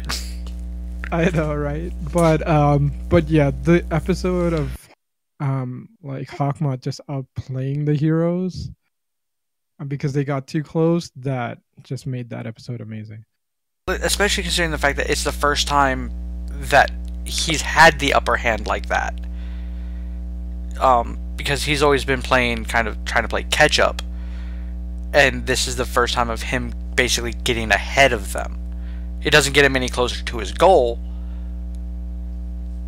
but it puts him in a better spot than where he was at, and it shows that he's a very, very good tactician when it comes to him executing his plans by himself. Because it also kind of points out that where, like, you can kind of classify him as, up until this point, like, kind of as a failure as a villain, the way you would, like, any Sentai villain whose plans constantly fail, like they always do. Or like Dr. Draken from Kim Possible. Right, it's that I have a great idea, but I have to use other people, and this is an instance of it being, I'm really smart, other people suck. But you know what I just realized? He never actually blames any of the villains he creates for their failures. He just yells at them when they try to do things that don't further his own goal. Right, and it's done very, very well. Alright. I'm guessing King, you don't have anything? Alright, so Prime Queen. I don't like her I'm a robot design. It just doesn't sit well with me. Other than that, the episode is great. Like, hey, let's turn all the cameras on Ladybug and Cat Noir and wait for them to untransform. I mean, I like her, like, porting through TVs and stuff and how they trick her. Yeah, the only thing I don't like is her, like, blue face mask thing. But otherwise, I like her design. In terms of her being able to jump from place to place, like it was very Lady Wi-Fi, but it was executed on a grander scale. Yeah. Despair Bear. I really like this episode. I like that Chloe has someone in her life that is trying to be a positive influence on her, and to a degree it's actually working, that she's actually trying to be nice. And I love that Hawkmoth is just like, the meanest girl in Paris is throwing a party. I'm just gonna send in Akuma now, and whatever happens will happen. That's pretty great. Like, my one thing in that is, like, the show tends, especially in season 2, they tend to do, like, the hand-drawn 2D art style stuff. Like, when they put that in, and it's like, oh, it's like little Chloe and her backstory of basically her mom leaving and her just crying, and then, like, the bear is the only thing she had, like the butler, basically. I was like, oh, that's kind of sad. But yeah, otherwise, like, it was okay. I mean, like, the design wise, like, it's just the bear, right? Like, anything Vashi King? Like, for me, it's like I like this episode because it puts Chloe in a little bit better of a perspective. It's not so much that she's a bitch because she wants to be a bitch. She's a bitch because, well, that's all she's known. Beyond Jacques Jean, J'accuse. Because who knows what the hell his actual name is. He's always tried to do his best to keep her on the right path. He just can't seem to do it. And I do like that Adrian finally calls her out for her bullshit. She did too many things in season 1 that he just let slide the next day. Right, and that was a nice touch. The one part of this entire episode that kind of made me feel bad for Chloe, because to me it shows a bit into her personality of her attitude, and everything is like a front to keep her protected because like her mom left, so I'm antiquating that to being the I don't want to get close to people because if I do they'll leave thing, is when she gets in the limo, grabs the bear and jams her thumb in her mouth, like basically like a scared kid. It's a small moment, but to me it adds depth to her character beyond the, well, shit, I'm an asshole. And this episode was the start of her redemption. Even if it was initially, even if her motives for it were impure. Yeah, even if her motive wasn't that great. This is what started it. Alright. King, feel free to jump in at any time if you have anything to say. Riposte. So, introduce new girl Kagami who can stand up to Adrian in fencing. Oh, King, do you actually have something to say? Yeah, and that is, what is this show's deal with introducing bitches? Because I cannot stand this chick. So Kagami is very Seriously? no You got a problem with nonsense. Kagami? Kagami is very no nonsense. She's very straightforward, unhesitant. Don't waste my time with your petty bullshit. And I would love to see her just have a single conversation with either Chloe or Lila. Give me 5 minutes with her, and she won't be able to hold that rapier for a month. I don't know. I mean, I think she's freaking great, but that's because like it's interesting to see like such a direct like character, because everybody's either super nice or super annoying. Well, right? And you just have this character as like, hey, I'm just doing my own shit, trying to live my own life to the fullest, right? Yeah, I mean, like, and she was mostly fine. Like, the only time she kind of super annoying is like the double date episode. But I'm yeah, like, that's what King really hates her from. But you're supposed to hate her. Like, it's literally okay. This is the thing that shipping should. She just annoyed me. Like, No, I know, she's supposed but to be that... the direct kind, but she just annoyed the hell out of me. No, that's I know what you're saying, but that's literally the plot line that show. Okay, whenever you have like a double date thing and it's in one of these shows. No, not the double date, not the double date. It's her intro that annoys me. Which intro? When she's first introduced. In Riposte, when she comes up to the school and challenges, like, I will take on your best fencing student and win. It's like, okay, kind of pushing the ball a little there. Yeah, fair enough. I mean, the point with that is like that is supposed to be the introduction. It's like you're supposed to not like her until like because you don't know anything about her until she gets into the freaking.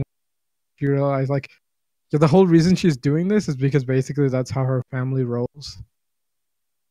So she's kind of like a different version of like like she's a mix of Chloe and Adrian. Right, it's like super prestige, kind of entitled, but like not really as evil. Those characters, but not as nice as Adrian, but hyper competitive. Still evil. What? Sorry. So still evil, just not as bad. I don't know. I never saw her as evil, just like super competitive. Because like once that like fighting episode happens, and then she's like, okay, yeah, I didn't get in. So all that was just this bullshit bravado of like, okay, I'm gonna show up and throw down because that's the only way I'm gonna get into this damn school. Right, and then the double date was the standard shipping thing of you pair your main characters with other characters, just piss off the shippers because you want to see. I know it's not getting to you, but that is literally the plot line. I understand that, but honestly, for me, it's not. I understand the competitive nature. I understand where she's coming from. It's just her directness that annoys me. Because it's just a personal preference. Just how bold she is. Not how bold she is. Okay. The best word I can think of right now is inconsiderate. Yeah, just no nonsense. Yeah. I understand that that's fine if you're a no nonsense person. I understand that. It's just there is such a thing as consideration, you know? I know. There is a line you can cross. Fair enough. I think the problem here is like that line plenty of times.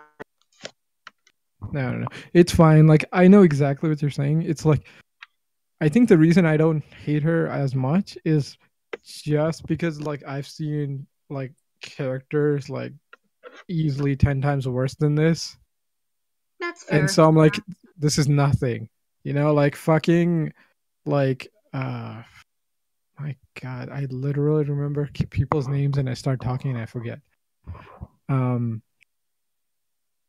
Asuka from freaking Ava, right? Like, she ticks me off so fucking much.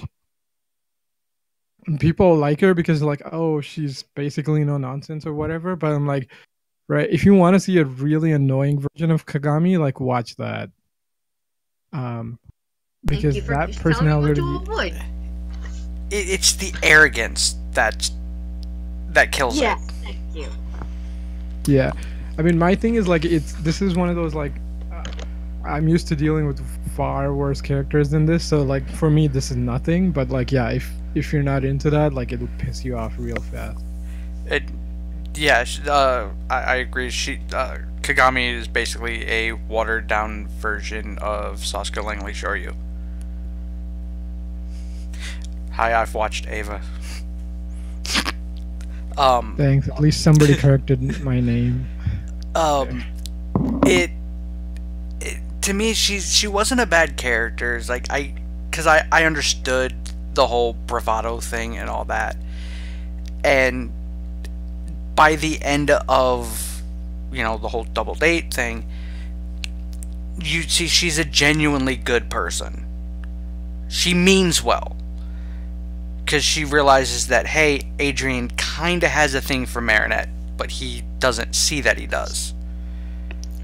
And she basically, at the end of the episode, goes, no, I'm good. I'm going to take off. And basically sets him up to leave with Marinette.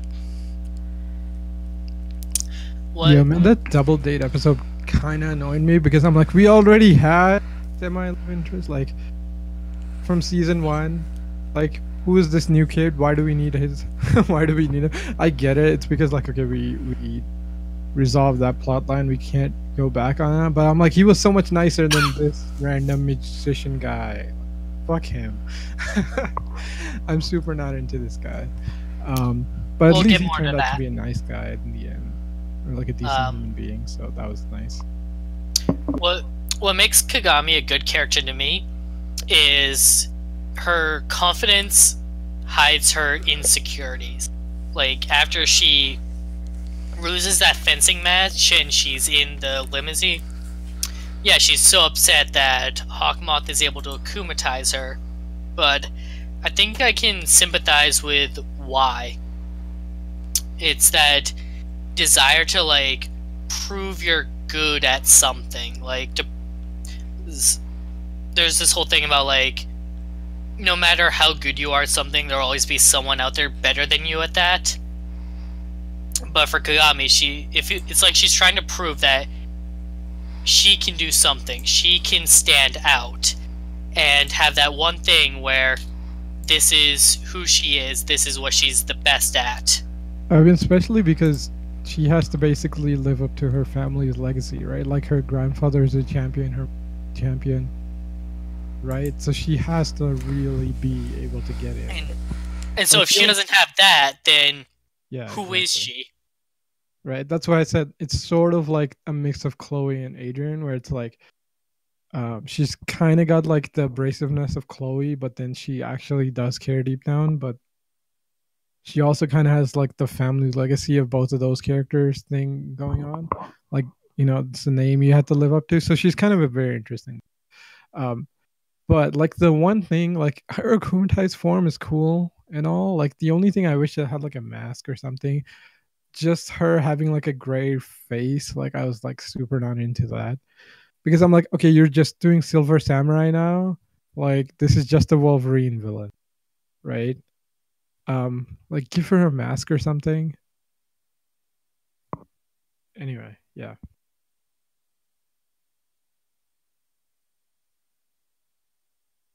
So next up is Befana, Marinette's grandmother on her father's side. Vashi, go ahead. So, I have a question about fucking Marinette's goddamn heritage. Because her father's French, Mm-hmm. her mother's Chinese.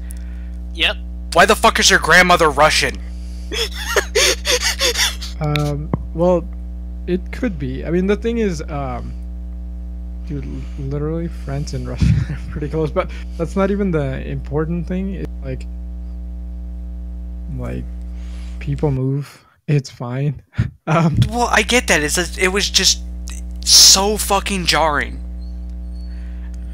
Yeah, I mean, maybe okay, maybe it was actually she's not supposed to be Russian. She's supposed to be like Polish or something. It's like, during the occupation, like whenever they split up the thing, like they fled from Poland to like France. Maybe that's what they're trying to go for. Just remember the She's supposed to be Italian. Who's supposed to be Italian? The grandmother. What the okay, at least the Italy and France things make sense because they're much closer, but it's like they just gave her the wrong accent. I don't know. Fucking this is the thing with like the voice cast, because I've literally listened to like multiple episodes and like, okay, I've listened to the French one, the English one, and the Spanish one. It's like the English one's actually really good. The one thing that they do tend to do is like way more catchphrases. Like the French one does not have catchphrases. Like the thing I find funny with that is you're a good enough studio to get Vic Morgana to work for you, but you can't find somebody who has an Italian accent. Hey. Right? Actually, no, I don't know. How could you? I mean, they could have got Vic Morgana to do it. Let me introduce you to any of my dad's side of the family. Or hell, my dad himself. I can pull off a mean Italian. It's like... And that was not Italian. That was freaking Czechoslovakian. But yeah, they could have got Vic Morgana to do it. I mean, he is basically the whore of voice acting. I don't know. Offer to pay him, he will do it. Depending... I was gonna say depending on the industry. Dude, if fucking Johnny Young Boss showed up in the show, I would have fucking turned this off. Oh man, now I want Johnny Young Bosch to voice one of the villains. Fuck that. No, I'm so sick of you, Ichigo. Fuck off. You're in too much shit. Season 3, he will be the voice of the Snake Kwame. That would be hilarious to me. No, no, that was a joke. That's a joke. The Snake Kwame already has a voice actor. Thank God. In fact, I can look it up. Yeah, because I'm kind of getting sick of seeing your face as fucking Nero in DMC5. Right? Like, I don't want you in this too. Because, like, he's in fucking everything. Like, I'm so sick of that guy. Like, he's good, but it's like, you've got, like, one voice, man. Like, piss off. If you want to hear Johnny Young Bosch actually have a different voice, Eureka 7. So, okay, this is funny. What about So, Sass, the Snake Kwame, his voice actor is Ben Diskin, who voices Abirama in Bleach. Oh, man. I'll be damned. Also, Joseph Joestar. Oh, that's actually... Have I heard the English? No, I haven't. Which Joseph? Young Joseph or part 3 or 4 Joseph? Battle Tendency. Fuck yeah. I mean, I like Battle Tendency. I don't think I've heard... I guess I'll have to check that out. I think, and at least. Yeah, anyway. I mean, I'll have to check it out. Part 2 is my favorite.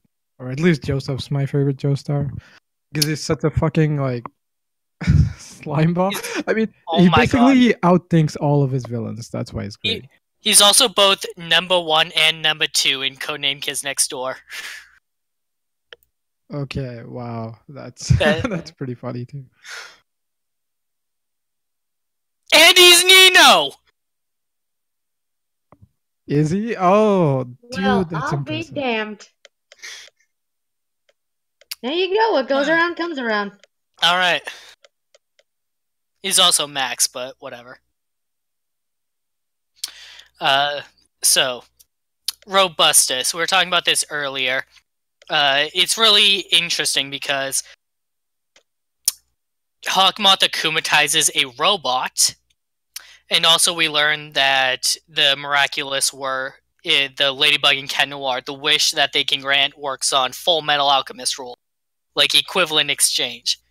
If he had wished to become human, someone would have lost their humanity.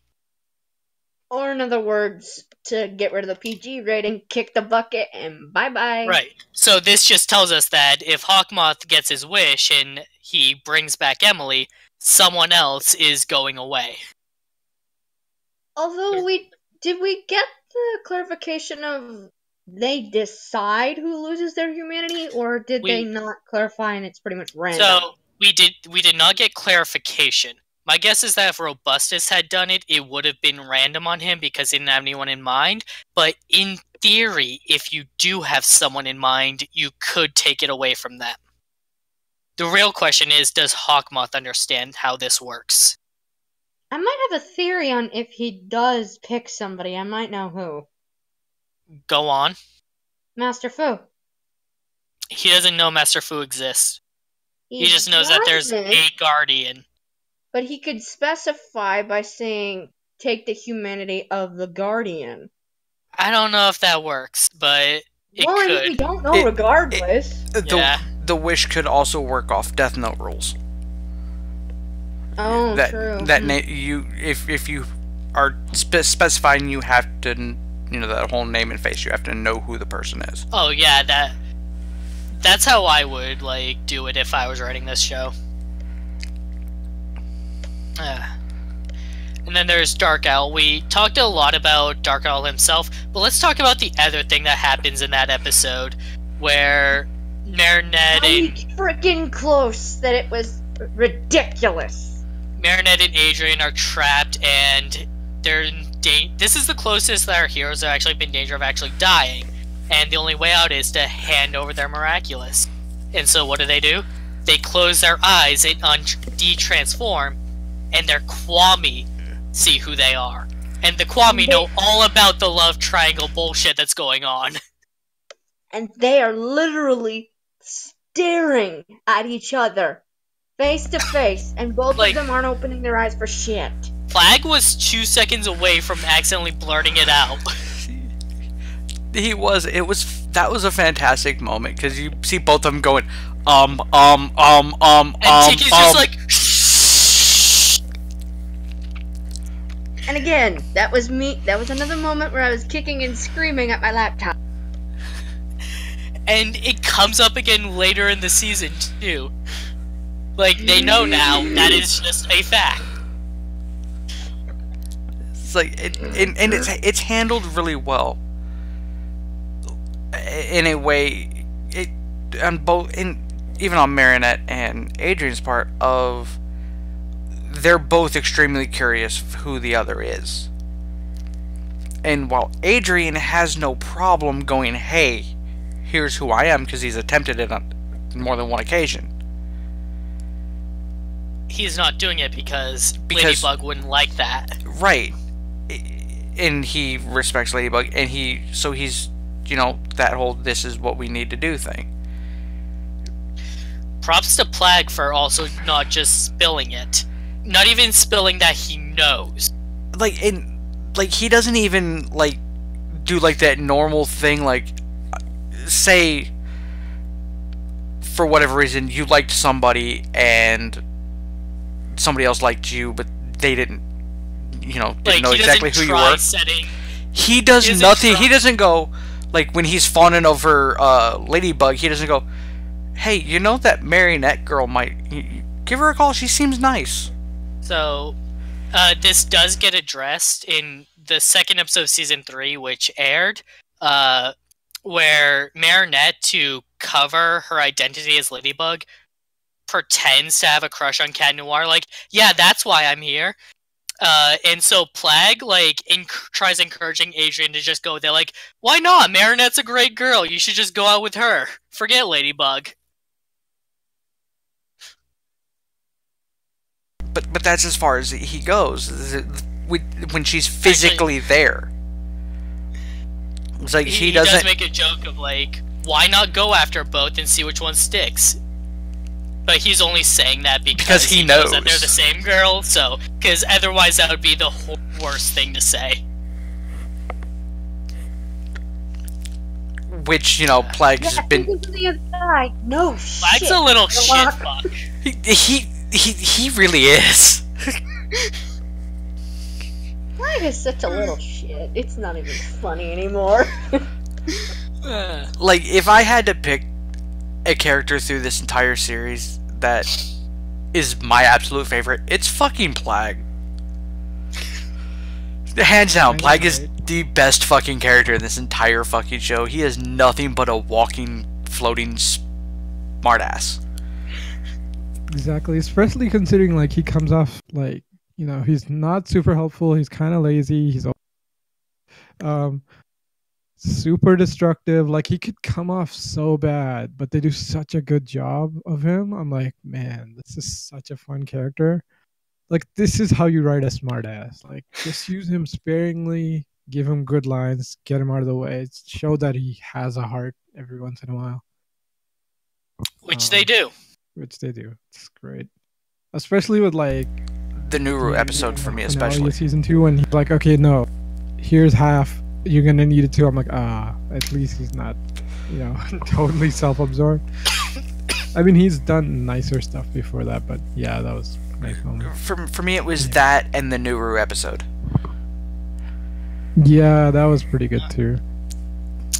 Alright. Especially considering like the freaking Miraculouses, or no, what do they call it? No, Kwame basically exist in the junk zone of dot hack sign or whatever.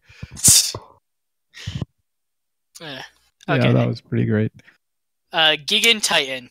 I love that Hawkmoth accidentally akumatizes a 2-year-old. I love that he decides to try and roll with it and can't get this baby to do anything. I love that Alia came up with the most absurd, complex plan to get Marinette alone with Adrian for 2 minutes. In fairness, Alia has done nothing but try to get them set up. But yeah, this was the most complicated plan ever. And I love that all the girls just go on board with it. Like, we don't see them hang out enough. But for me, this was my favorite episode because I loved watching Hawkmoth try to talk baby. Like, trying to be that person who gets handed a child, who doesn't want to hold the child. So, like, he always is, like, talking to himself when he akumatizes someone, like, getting into that mindset. Like, with the twins, they're, like, 8 years old, so he's like, yeah, like children hate parents, because they always have these rules and such, and rules suck. But here it's like, this is a 2-year-old. It was just amazing. If they would have dropped all of the Adrian stuff and left it like that, this still would have been a great fucking episode. I could have watched this entire episode without Ladybug and Cat Noir ever showing up. Like, he just gives up at the end and takes the Akuma back. Like, I can't use this. That's what I kind of love about this show. It's got like the it's really the perfect version of the old school Sentai and the old school comic formula of like, it's got like ridiculous cheesy shit and like almost the same episode over and over again, but they somehow get work. And it's like, the show just shows that like, yeah, the old formulas are really hard to do, but like if you do it right, they're still fun even now. You know, as long as you run with the crazy, it'll work. Glaciator. This is possibly my favorite episode of season 2. This really gets into Adrian actually getting upset that Ladybug keeps turning him down. The creators have said that Adrian would be hard to akumatize because he's used to disappointment, and here is an instance where we actually see it affecting him. Like, he tries asking her out on an actual date, and she doesn't show up. and he just lets his heart open to Marinette, who also seems to be, having a rough night because Adrian didn't show up at the ice cream stand. And I am just a sucker for sad love stories, and that's what this episode is. Like, and this is done really well, and even with Adrian visibly being distraught over this, it still fits that he wouldn't be akumatized for it. Simply because, like you said, he's used to disappointment. It's like he's used to his dad not showing affection. He even admits to Marinette that he knew that Ladybug probably wouldn't show up, but he had to try. So he was prepared for the failure. So he's not disappointed in that. He's disappointed more in himself that he went through these lengths and there's nothing to show for it. He got his hopes up and nothing happened. Yeah, exactly. That was a really well done episode. I mean, like, to be fair, the saddest thing is, well, this is based on tokusatsu, so we gotta have one of those, oh, I sell this random food product, and therefore it is the best thing in the world that I believe, right? And I'm like, oh no, not the poor ice cream guy. He didn't do anything wrong. Yep, another instance of Marinette accidentally akumatizing someone. I know, and to be honest, this is one of the instances where she was a bit harsher. Yeah, it's fine. I mean, to be fair, like, she's just like, okay, it's not gonna. But yeah, I think she should have looked around, but it's like, she's a fucking teenager. Like, people fuck up, right? They're not all perfect. Right. And she's literally 15. And this is literally the second time it's happened in this season too, because the first one was her grandmother. Because she wasn't honest. Okay. And so her grandmother was disappointed because she didn't want to hang out with her, and she was going through the trouble of bringing her the candies that Marinette was making her believe that she really, really liked, and she didn't. Oh, that sucks. So it's that whole don't be mean to your grandmother thing, and it's all done in the way where that she's not intending to hurt anybody's feelings, because it's for the most part, like with her grandmother, she's trying to spare her grandmother's feelings. She's trying not to hurt her grandmother's feelings, so she's running with this, and she gets caught unintentionally, and you get the consequences of it.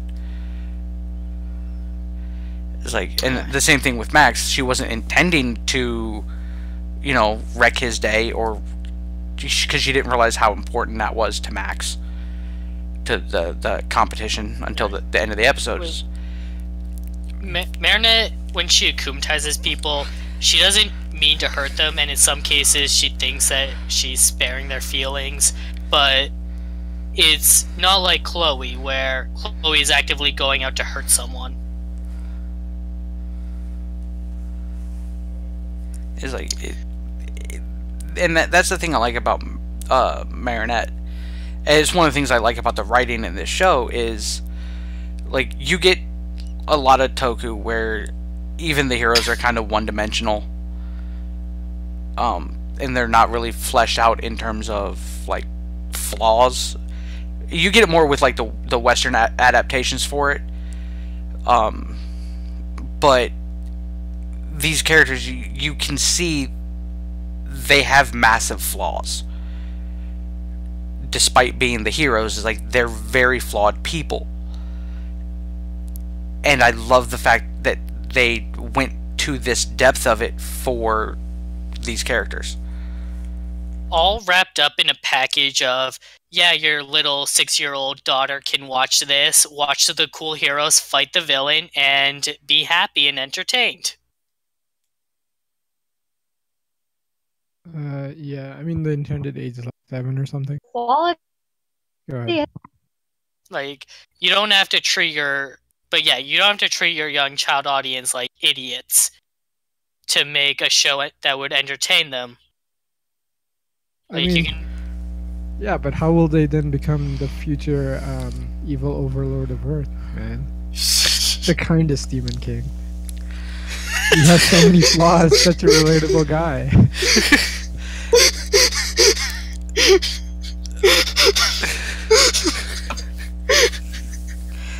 Like, when I sat down to do the first Miraculous podcast, I was explaining to my wife that I was doing it. And her entire question is, why? Yeah, I bet. Like, that flashy France superhero show, what's so special about it that you're doing a podcast? It's like, listen to the podcast and find out. Like, it wasn't even that. It was literally the argument that you just gave. It's like, it's a kid's show. To which my defense was, every podcast we do is for a kid's show. Because, let's face it, Super Sentai and Kamen Rider it's made for children. Yeah. Modern Kamen Rider is for all. Modern Kamen Rider, yes, is for children. Yeah, keyword there, modern. Like, these shows were always for all ages. It's just over time we've forgotten what the hell all ages shows meant. Right. It's like, it's not pandering to the lowest demographic. It's for everyone. Like, it just means you could just sit down and watch. You know, it's just simple storyline, but simple doesn't mean bad. Right. It's like, but these shows, despite the fact that they're like Kamen Rider and Super Sentai, it's made for all ages. It's marketed for children. Because yeah, that's a good way to put it. Because with Kamen Rider and Super Sentai, specifically, it's literally just a way. It's a marketing thing for them to sell toys, for them to make money off that. So the show is more secondary to the toys. The toys are primary. So yeah, they're gonna market it for kids, and they're gonna aim it. It makes it to where that seems like that's their aiming demographic is children. When the actual writing and the stories are more well-rounded, fleshed out, everybody can enjoy this. Kids get to see the pretty colors, and you know, the good guys whooping the bad guy's ass, and then the adults get all the drama and the story that goes into these shows. Like everything we've been saying about Hawkmoth and how we understand him.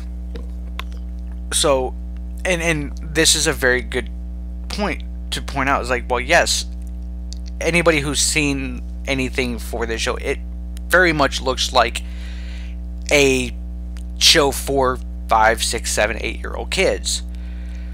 The story isn't just designed for them. Right. I mean, like, here's the other argument I would have for that is like, okay, so you're not going to watch a show because it's for kids? Are you not going to watch Batman the Animated Series? You know, like, that was for kids. That, like, if you're gonna that was a good show, though. Yeah, that's what I'm saying. Like, if you're going to do that, like, that's a Western hero. That was for kids. Like, Batman Beyond for kids. Well, in fairness, Batman Beyond freaking sucked. Kamen Rider Kuga, Agito, for kids. I mean, Kuga, definitely. Well, during that era, it was more young adults. I know, but like, the whole point was like anybody could sit and watch this, right? Right. Like, it's a superhero show. It was never for like, okay, well, it's for kids. And then the other argument then becomes like, well, you can't talk about this or you can't criticize the show. It's like, okay, right. It's aimed at this demographic because marketing. It was not written by children. You know, you can still analyze it. That's sometimes you run into that in like writer shows and stuff. Like, where it's like, oh well, what do you expect? Like, that's not an argument, right? Like, adults wrote this, they should know their writing thing. They're being paid to do a job, right? Do it well. And like, same thing with the shows. Like, just because you market it towards kids doesn't mean you can't inspire them. You know, it doesn't mean you can't tell good stories. Right. And like I understand from like the outside looking in, like, because before I sat down and watched it, she had mentioned to me that the show existed and all that. She ended up getting a nickname from one of her friends because of this show. And I kind of looked at it and like looked up images and stuff like that. I'm like, no, this is very, very little kid. Like, I'm not gonna watch this. And it took comments from Rai comparing it to a show that we were watching, Build, which we've covered earlier with Evil. The reason why we keep comparing it to Build is because that's what we were watching at the time that I was also watching Miraculous. And so that's what I compared it to. Which, that sparked enough interest in me that I'm like, okay, I'll take a look at it. And I actually did.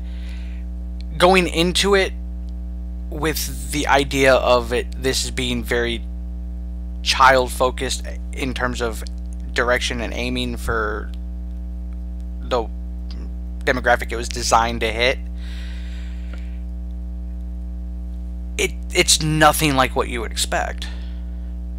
I mean, visually, yes, it's very, very much designed to, pretty sparkles, keep kids' attention. But it's the story that is so damn good. More so in season 2 when the story actually matters. Right, like even the design, like as much as like we say it's for a kid and therefore it's colorful, like my thing is like the show is basically unapologetic is what it is. Like, okay, it's a comic show, like we're not going to apologize for that. If you cannot deal, that's your own problem, right? And because they're not wasting like half the show, like pretend, oh, don't pay attention to this superhero stuff. It's not that great. Sorry, we put this in your way. We'll get back to the real hardcore storytelling in a bit. Like, no, fuck it. It's important. Enjoy it. Just because you aged up a number or whatever, grew up, doesn't mean like that's your problem. You deal with that. We're just gonna tell the best story we can, right? And it's like if you can go with it, it's a good show. If you can't, find a different show or come back in a couple of years. All right. Sapides. This is the episode where Alia becomes Reina Rouge, and we get to see that, hey, there are other heroes coming, even if they're only, like, temporary heroes. It's also interesting because Hawkmoth akumatizes 2 people at the same time. They happen to be holding the same object. And they also happen to be identical twins. I don't know if that's a factor. I don't really know how his powers work that well.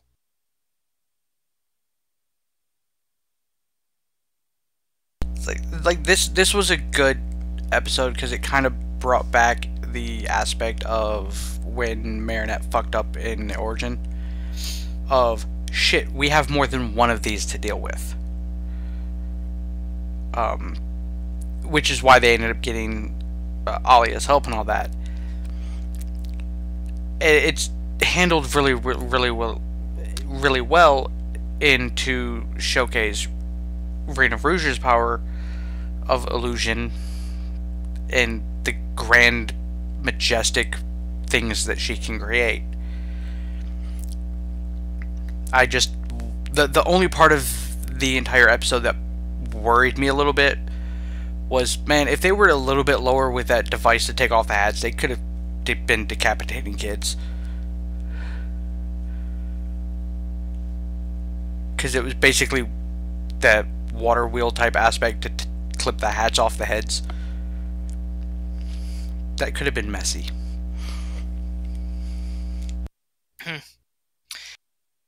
Alright. Gorazilla. So, suspecting that his son might be Cat Noir, Hawkmoth akumatizes Adrian's butler into a giant gorilla to follow him around and see if he transforms. And the result is that Adrian jumps off a building and nearly kills himself just to keep his secret. And this is the breaking point for Hawkmoth, where he realizes he loves his son more than he cares about his goal here. and gives up what he was aiming for to save him. There's a lot of growth for both characters here, and there's even some comedic stuff where literally everyone is following Adrian around and thinks that he's on a date with Marinette. Yeah, I mean, like, to be fair, this is an interesting episode because, like, it's the villain who gave up. Because had he, like, waited, like, a couple seconds longer, like, I'm pretty sure Adrian would have transformed, or Plague would have done it. Right? I don't think Plague can initiate it. I don't know. Maybe he can. But the thing is, like, yeah, it's interesting. Like, had Hawkmont not ordered to have Ladybug let go, like, you know, either Adrian would have died, which it's a kid's show, it's not going to happen, or he would have transformed. I was totally thinking by the end of this episode, like, Adrian's secret would have been out, but that didn't happen. But yeah, this episode, really important turning point for Hawkmoth's character, I guess. Well, not Hawkmoth, but you know what I mean. It also showed that he actually does care about his son. Despite how standoffish and, you know, not caring he seems, you know, with like the day-to-day stuff beyond, you know, practice your piano, do this, you've got to do this, and this. It showed that he actually does care about him. He just doesn't show it. Which, given the nature of Gabriel, makes sense with him being that super busy parent. Because Adrian kind of explained it in this episode that his mother was the one who took care of him. Because his dad was always working. So, the way I look at it is that was the case. Mother passed away.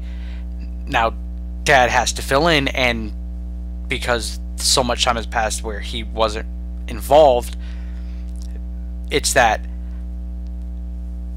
I love you, but I can't express it because we didn't get that time for that bond, that fatherly bond to grow. So it's his way of going, I love you, so you're gonna do what I say. It's not right, but it's understandable. It's like, and like I said, like, this is the episode where it kind of goes, yeah, he does love his son because he's willing to give up. Like, he was literally willing to stop everything involving that just to keep him safe.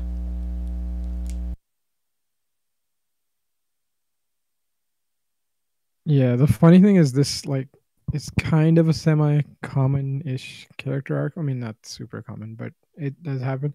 I'm like, okay, if Adrian's dad was actually just helping him be a superhero, this would basically be the Wasp's backstory. So, like, you know, him being the villain, I guess, is a little more original, maybe. Alright. Captain Hardrock. Overall, this wasn't a bad episode. It introduces Julika's older brother, Luca, and as a potential love interest for Marinette. And, hey, I like the guy. Honestly, I think that she would be happy with him if she were to choose him. But that's not what this show is about. Yeah, I mean, my problem with this is, like, why did we need... We already had another. And you're just like, oh yeah, you're just an artist dude who's super nice. I'm like, we had one of these. Oh, he's a musician, all right. So it's literally like we just made a different character who's almost identical to being another character. And Marinette didn't like Nathaniel that way. I know he didn't, but like he would have filled the same role, right? Like at least Nathaniel already existed. And then, to be fair, this was an okay episode. Like the only really good thing is like Captain Hardrock's design, like the akumatized and the non-akumatized. They're both pretty awesome. But other than that, it's not super great. I mean, like the pirate ship thing is kind of cool, I guess. To me, through everything, I think to me my favorite part of this entire episode is the fact that we've already had 2 instances where Roger Cop just doesn't know any better. Because we get in the Pigeon Lord episode, which I can't remember the guy's name, but he tickets the guy, Mr. Pigeon. Mr. Pigeon. Because he tickets the dude and creates an Akuma. Then he gets fired, becomes an Akuma, and now he's literally writing this woman a string of fucking tickets for the most absurd shit. It's like, you don't learn, do you? In fact, back in the Gigan Titan episode, Adrian's bodyguard was almost akumatized for the exact same reason. Right, because he was writing because he was gonna write him a fucking ticket for parking in a no parking zone. That was fake. No parking zone. Right? Like, is this the standard trope of like tokusatsu and comic book like cops being incompetent, or is there a real problem with tickets in Paris? I think this cop is just supposed to be a parody of incompetent cops. Yeah, it could be that. I mean, then again, it could also be he takes his job a bit too seriously, but in the wrong way. I know, it's the worst. Frightening Gale. The episode where Marinette and Adrian get cast as Ladybug and Cat Noir in a musical, and after putting on 90% of the costumes, they're afraid to put the face masks on because that's what will give them away. I mean, clearly the glasses are so important to hiding Superman's identity, right? Like, that is the only explanation. Right? Like, what happens if Clark Kent wears black and red? You know, the sad thing is with Clark Kent that Sorry, blue and red. Yeah. The one question that I had always asked was, why the fuck does he wear glasses? That's stupid. I actually found out there actually is a legitimate scientific reason for that. People look different with glasses on. Well, no, it's a matter of eye color. Okay. When you wear glasses, looking at somebody's eyes through the glasses, it cuts the color of them down. So if you would have like piercing blue eyes, they'd be a duller blue, which would cause it changes it enough to where it's like, wait a second, something's different.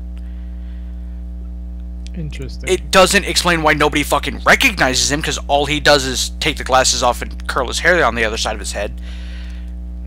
I mean, like, the best like way around this, I think, was that weird Nicolas Cage Superman movie that almost happened, which is like he would just be a regular dude, and then whenever he Superman, he would put on sort of like a muscle suit. So he would just look like he's way, like in Superman form, he would look way bulkier, so people wouldn't recognize him. I'm like, okay, that could have worked, but they never run with that. In the damn comics and like shows, Superman's always like a fucking footballer, like super buff. I'm like, from what, right? Like, how is he growing muscle? Like, literally nothing on this planet is a damn challenge to him. Right? Like, the only time I've seen this done well is like either Teenage Superman, where he gets transported to the future with the Legion, right? Or that one where it's like alternate universe where like Superman lands, but like the government like trap him and experiment on him. So he's basically stick figure frail. Yeah, pretty much. Like, those are like the only times it actually makes any damn sense.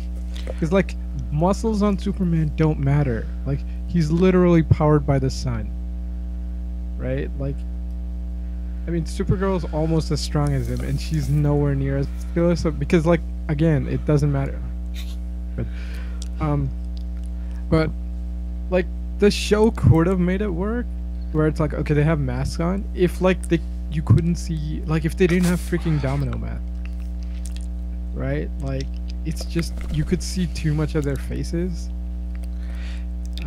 And their hair. Like contact lenses or something. Like, yeah, and the hair. But like Adrian's, yeah, they really should have just colored their hair when they transformed. It's like, and the part that makes me laugh so hard about like this scenario of how the fuck do you not recognize each other thing, because I bring it up all the one aspect of this I bring up all the time in fucking Sentai and stuff like that, especially with the whole current run of it. How the fuck do you not recognize somebody's voice that you're around constantly? And like Alia even like is telling Marinette, yeah, I got a voice recording of Ladybug. All I have to do is compare it to the voices of people like around us. And as she's talking to Marinette, like that, and to that's an extreme. It's like, this is somebody you've theoretically talked to on the phone, right? Yeah, and then the weirdest part is like, there are some things that get away with. God. Ladybug calls up Alia on the phone and talks to her, and Alia doesn't figure it out. Exactly. Yeah, that is true. It also, which phone did? Oh no, she has her. She uses her. She does have a different phone, so the number won't show up as the same. But still, it's like, and like they even go so far as to point out specifically her hair, because when Chloe's dressed up as Ladybug, like, oh yeah, she dyed her hair a different color, right? And it's like, okay, so if it's a defining feature, how are you not recognizing it on the person standing next to you with the same fucking hairstyle and color? Adrian, I can give a pass to. He's a dirty blonde, so is anyone. Marinette is a little more unique. Right? Like, there's literally one other character with that hair in the show. Right? Oh, I mean, no, two. I guess her mom. It's like the only explanation I think I have is this is just they're doing the magical girl trope of like, you henshin, but you're barely getting a costume. But like, I wonder who this Sailor Moon girl could be. I mean, to be fair, hey Sabrina. To be fair, yeah, Usagi. To be fair, like, one, Sailor Moon doesn't give two shits for the most part. And two, it's like, okay, it's a random person. Like, they're not going to recognize you. Like, if I walk down and I put on, like, you know... I'm talking about Tuxedo Mask. Yeah, Tuxedo Mask, basically, right? I mean, like, I was thinking Sailor... But, right, like, the problem's the same. Like, most people won't know, but the people close to you will. That's what I mean. Like, Tuxedo Mask is close to Usagi, like, in his civilian form. He has seen both of them. Yeah, but the thing is, like, in his civilian form, he really dislikes freaking Usagi at first. So he doesn't want to fucking acknowledge that it's her. Like, if he thinks it's Mars for some fucking reason at one. That's the 90s one. No, I think officially it's like he confuses. Oh fuck, Venus or no, wait. I could. No, yeah, Venus. I could give it Venus because at least she's also has long blonde hair. Dude, Venus's whole role in the damn Sailor Senshi is she's supposed to be the body double of the queen, basically. So yeah, her job is to be the one who gets mistaken for Sailor Moon. Right? That's sort of why she has Artemis instead of Luna and all that stuff. So she's literally supposed to be the clone.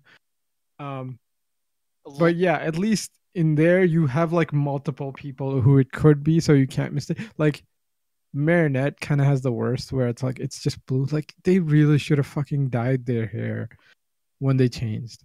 right? It would have been fine. It's a magical girl transformation.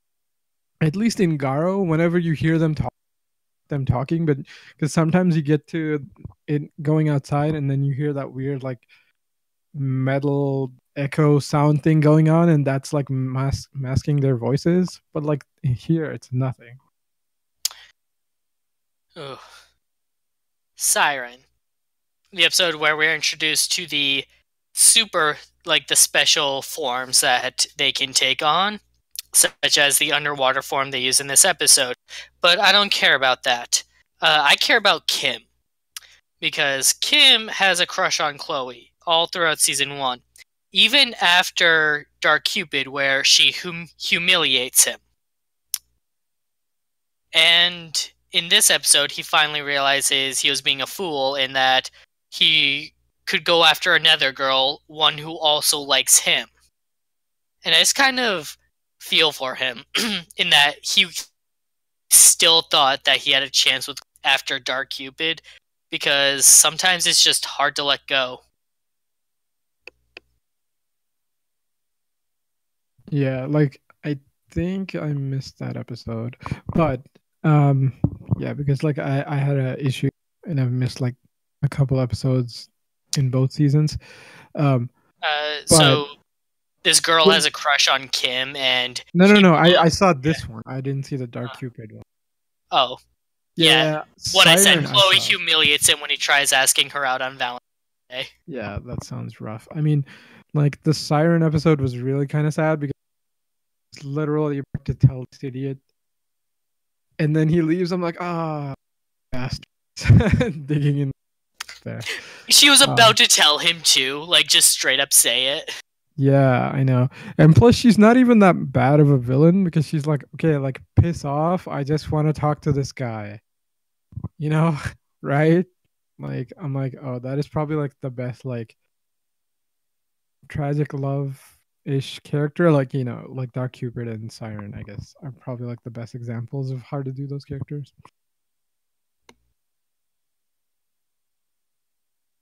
Bashi? Like, to me, I liked it because this is the episode that introduced up the power-ups. And it was actually handled really well. Like, I liked the thoroughness of this villain in terms of I'm going to just flood the entire fucking city. You can't fight me if you have nowhere to land. Right. Kim can't run away from me if he has nowhere to go. Right. It's like, and even when it comes to getting the Miraculous, is like, if you can't, it's a very Art of War-y thing of, if your enemies go to ground, leave no ground for them to run to. Nice. I was just gonna say, like, this is probably the best the power-up forms, because like it's actually super necessary in this one, and like they don't even look that bad, to be honest. But go ahead, Bashi.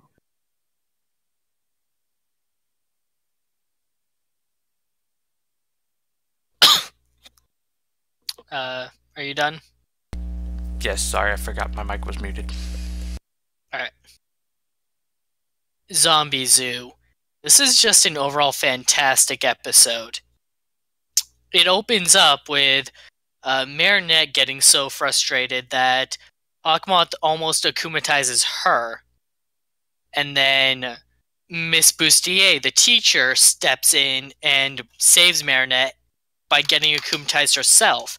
Out of fear, mind you. And just the, like, spread the love zombie style that they go for works really well in this episode.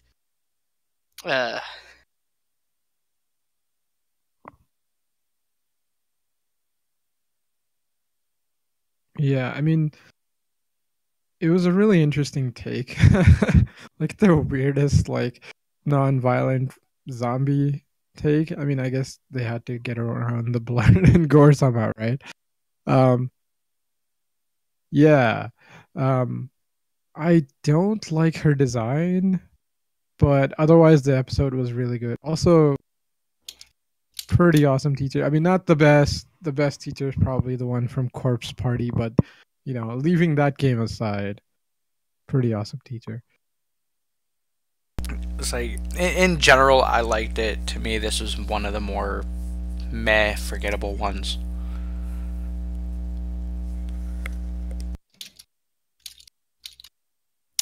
Alright.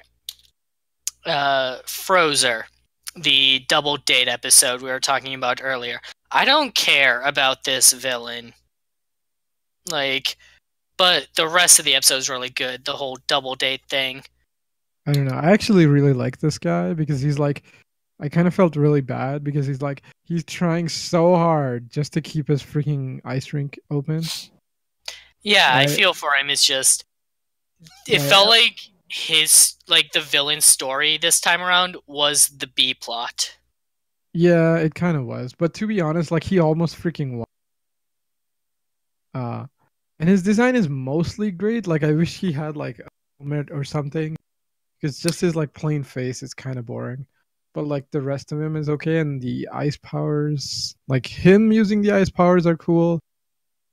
Marinette having to rely on ice form, one, not super great looking, two, not super necessary. Like I can see Cat Noir because like Cat Noir doesn't have like, he just jumps to get around. It's gonna be hard on ice.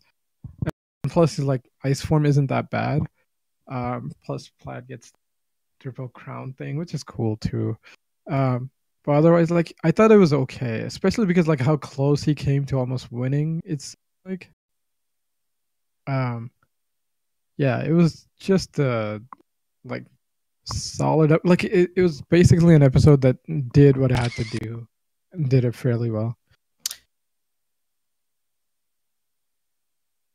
I agree. Very dismissible villain. Primarily just focused for story. Also, the figure skater himself is based off of a real life figure skater who voices the character. So that's really neat. Oh, that's always cool. They do that. Any thoughts on this, King?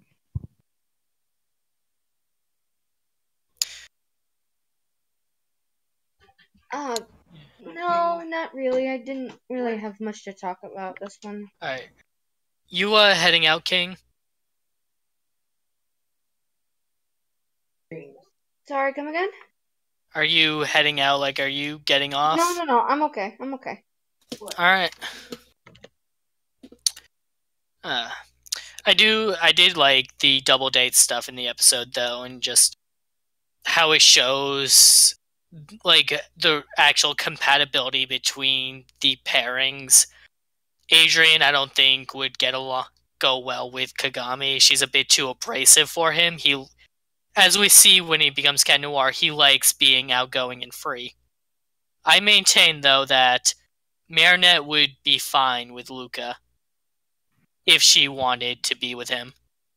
I don't know. I mean, I think Kagami, because like they seem fairly similar. Like I know fiction has this annoying habit, opposites attract. I'm like, yeah, they attract and turn into a fucking shit show in real life. But like, I think they would have been fine because they're similar. Like she would understand the situation because she's from like a strict family who's kind of like, upper class and all that. So I think like, because whenever you see them like not being super aggressive or fighting, like she seemed like a cool enough character. So I think it could have worked. But like, yeah, again, like the official OTP is definitely the better of the two options. But like, I think it could have worked. As for Luca, yeah, he would have been fine. Like, I just give a shit. He's just generic stand-in guy.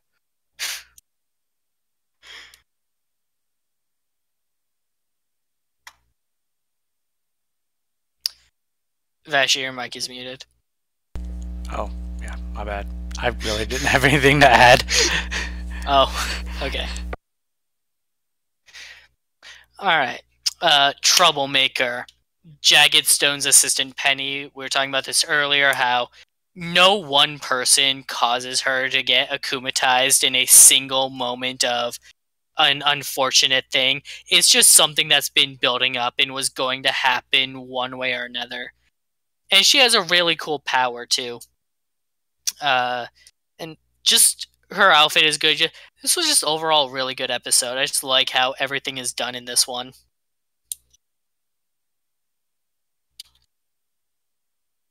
Like, in terms of the villains, like, this is the one that I tend to like the most in terms of, like, just having feels for the situation that the character's in.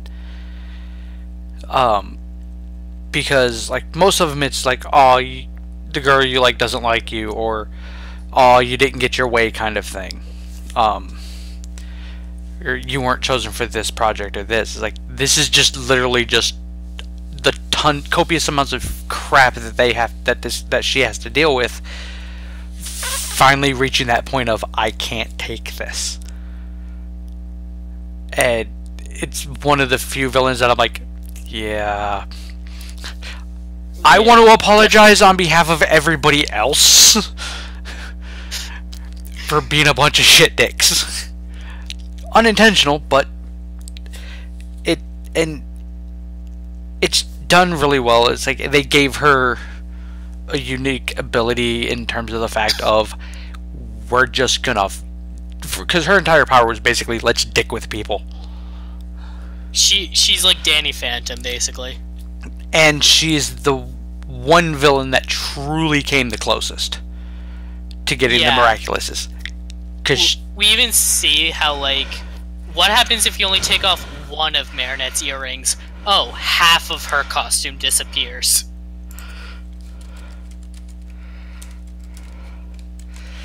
Which it's a unique take on it. It's like, because usually it would be it's all or nothing usually. Like, with this type of aspect of, if you look at it like how we physically watch it happen, Tiki only enters the one. So technically taking that one off should remove it completely. That was the one she removed. So having it to be one of those, oh well, they're connected kind of things, doesn't really fit as explained well, but it works all right as an excuse to have that, hey, well, I can take off one and this happened. Because with, like, Cat Noir, you can't do that. You take his ring off, it's done. Yeah. There is no partiality to that. And I kind of feel that it's a little bit unfair that Marinette's doesn't work the same way. It's not the only one, though. The Goat Miraculous is also 2 pieces. Well, we haven't seen that one get used yet. We haven't seen it get used, but I'm just saying it's 2 pieces. Right. But, like I said, it's just one of those things that it bugs me a little bit that they have it set up that way, but at the same time, I can let it slide. So I'm at that point where I'm like, depending on how this plays out in the future, it'll either irritate the hell out of me or I'll be fine with it. As of now, I'm kind of on the fence.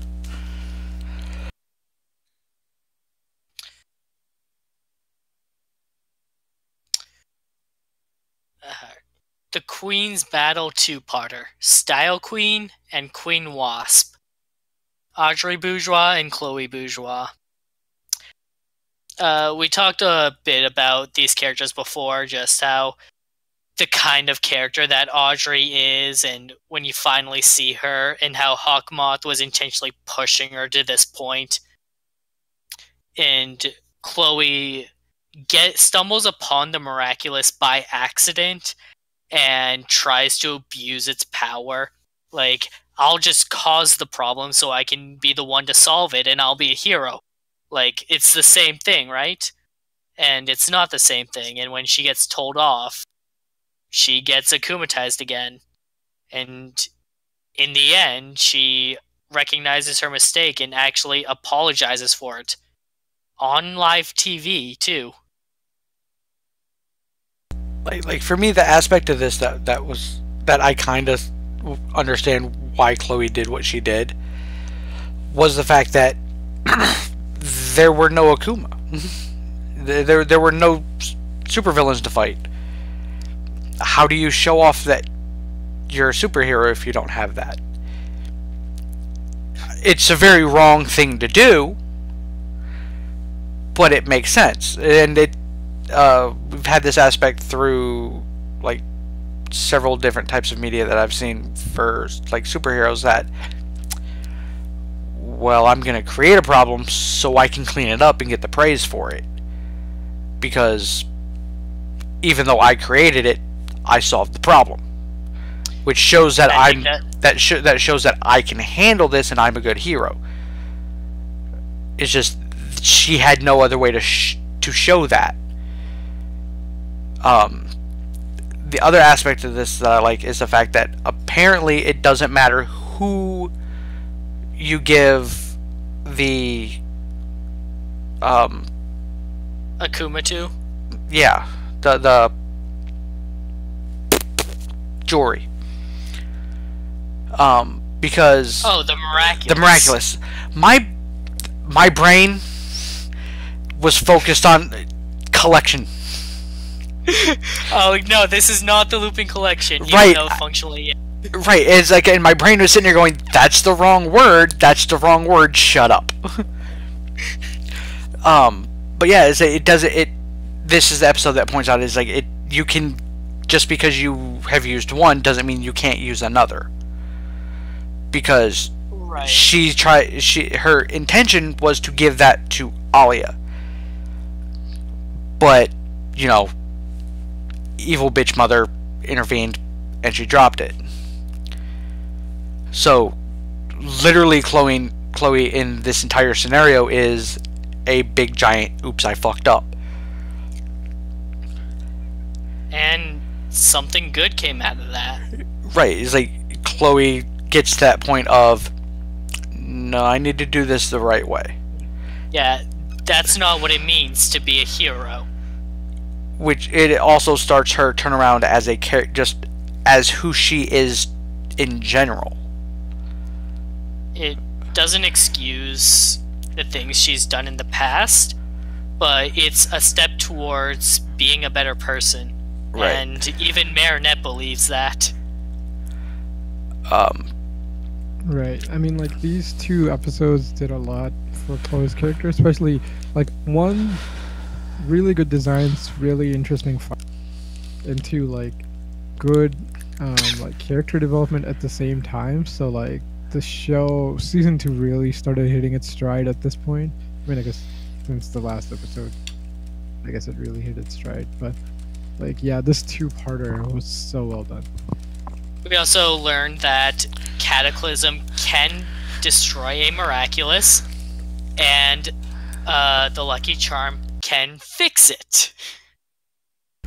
And we also know that Plague has fucked up some shit. Yeah, no, that's what I was getting at. The dinosaurs. The dinosaurs, yeah. Oh god, Atlantis. I love that one. Atlantis. I know. Oh no, I just had too much cheese. And then it gets to the dinosaurs. Oh no. Oh. Yeah, you're right. I went too far on that one. Yeah, it's like this destruction is like, hey, I had to. Oh, Leaning Tower Pizza. I didn't see it. Atlantis. I had too much cheese. The dinosaurs. Okay, I was young, so you have really no excuse. Like, just the also kind of. Yeah, go ahead. Just the way it just ramps up from oops, my bad to oh my god, I'm so sorry.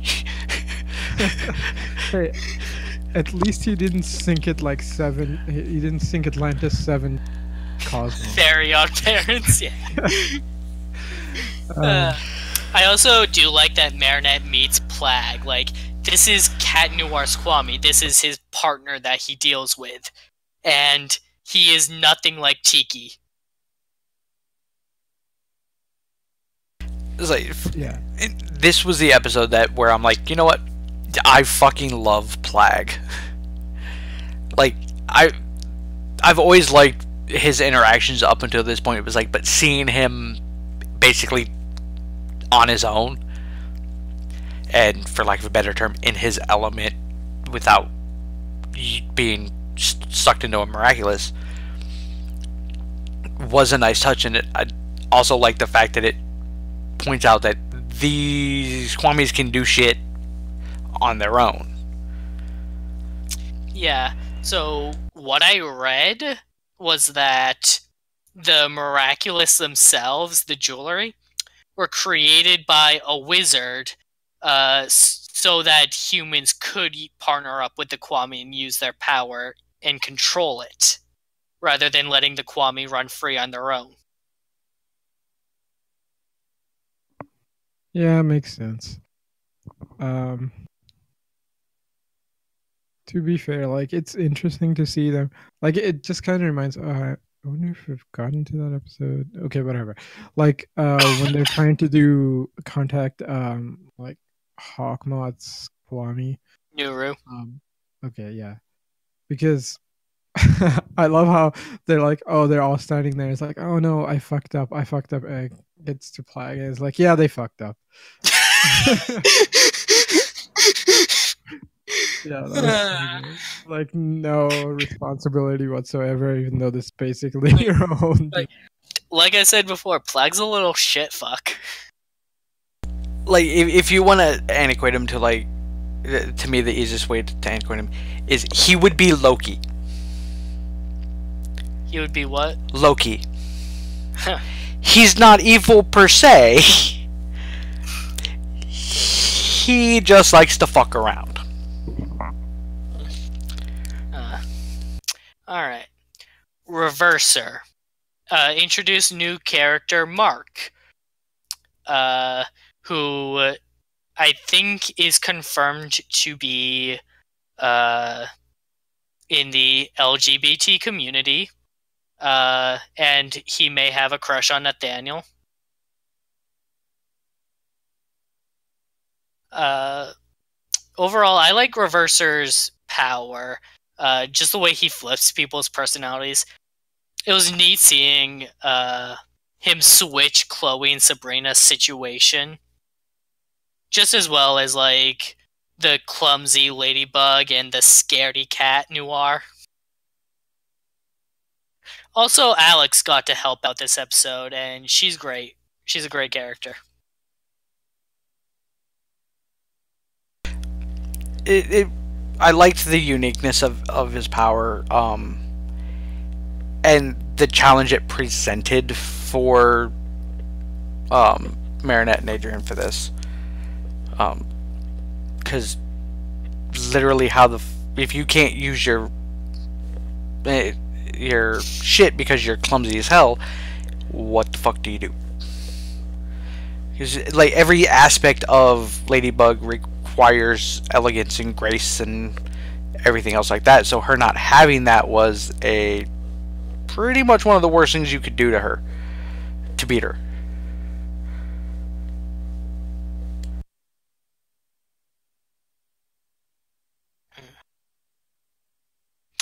Also, this episode has one of the more creative solutions with the improvised kite that they tied Cat Noir to, blindfolded. That was a nice touch. Is like, just honestly, it's like, I just liked his character as a scaredy cat. It was fun.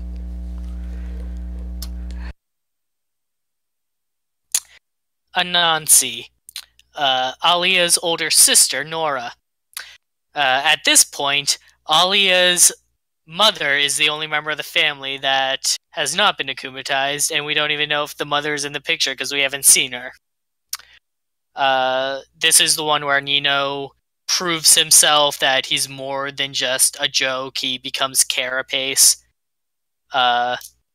Also, nothing in this episode is Hawkmoth's fault. Like, Nora just straight up doesn't listen to him, no matter what advice he gives her. It just goes to show that Hawkmoth does not directly control these people. He just has a strong influence over them. And we could excuse it when it was a 2-year-old baby, but Nora is an adult. She's just an idiot. Yeah.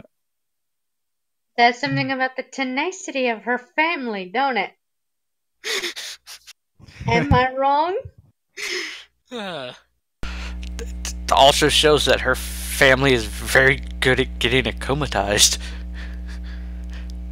Their family what? Is very good at getting akumatized. Yeah. Yeah. True Yeah. that. Look forward to her mom in season 3, probably. Oh god. Um, So horrible. They're all gonna go to group therapy. It'll be a great family moment. like I think my only issue with this episode is the pronunciation, What's wrong? because it's not pronounced right. Which one? Anasi. What? How's it It's pronounced? supposed to be pronounced Anasi, which is how she pronounces it to start with. Huh. That is the proper pronunciation for the spider god she's named after. So, And instead they chose to go with something that sounds very, very much like you're literally running around an episode going, "Look, a Nazi." You know what? Wasn't that bad, Blame- but yeah, I see. Blame Gabriel for not being up to date on his spider lore. Well, it wasn't just him. It was people who literally heard her say this. Because Yeah. she's the only one who says it right. Everybody else is like, we gotta I go bet after a Nazi. I bet you that was just her voice actor knowing the actual pronunciation. That's pretty true. Um, So blame the director then. The I- voice director. yeah, I'm blaming the voice director for having me sit there and go, wait, did they really say that? The voice director probably didn't know either. Um, It was probably only that knew the actual pronunciation. Well, too bad it's their fucking job. I'm not letting them talk. Not often you get to swipe. Swing at the voice director. We'll yell enough at the normal directors, and voice actors, and animators, and choreographers, and stunt people, Everyone. and everything else. So we Like, bit- there we- you go. You're not free. we bitch the fuck out of writers and actual directors. So having a voice director to yell at, it's unique and fun. Also, Carapace's power is shelter. That is all. hey. The puns. Oh, come on, you were begging for that. Man, my puns aren't that bad. Yeah, but like basically. I never said they pretty good- were. Yeah, sorry. Pretty good, like, character introduction episode. But other than that, not super special. Maledictator. Chloe gets the Be Miraculous again, and this time it's intentional, and she doesn't abuse its power. And she cries as she confesses how she actually feels to Ladybug, and how she realizes that she doesn't actually have any friends, and she's a pretty bad person, but so is Marinette, according to her. That I really like that, actually, how Chloe is just like shitting on Marinette and Ladybug is just like trying to not react to it.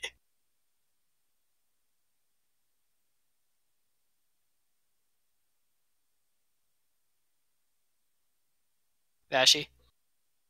Sorry, it was muted. All in all, I liked the fact of it being this true start of Chloe being redeemed as a character. I still don't like that outfit. I mean, it looks better than Carapace, but I think my biggest issue is the fact that she's constantly wearing yellow and black anyways. I think that was supposed to be foreshadowing. Right, which, like, I understand that. It's like, and it's a very, for lack of a better term, it's a very Power Ranger thing to do. It actually is. It's always bothered me. I know, that's what I was gonna say too. It's so Power Rangers. What do you mean the Pink Ranger only has pink clothing? What girl only wears pink? I don't know, man.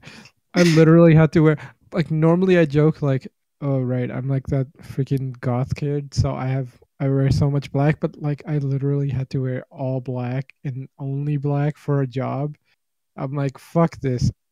Like, wearing one color only is like the worst shit you can do. It's so boring.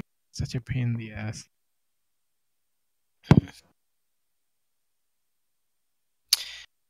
Maledictator also had a really good power. He was a strong candidate to actually win because anything he decreed, if he hit you with his energy blast, you would be compelled to obey it.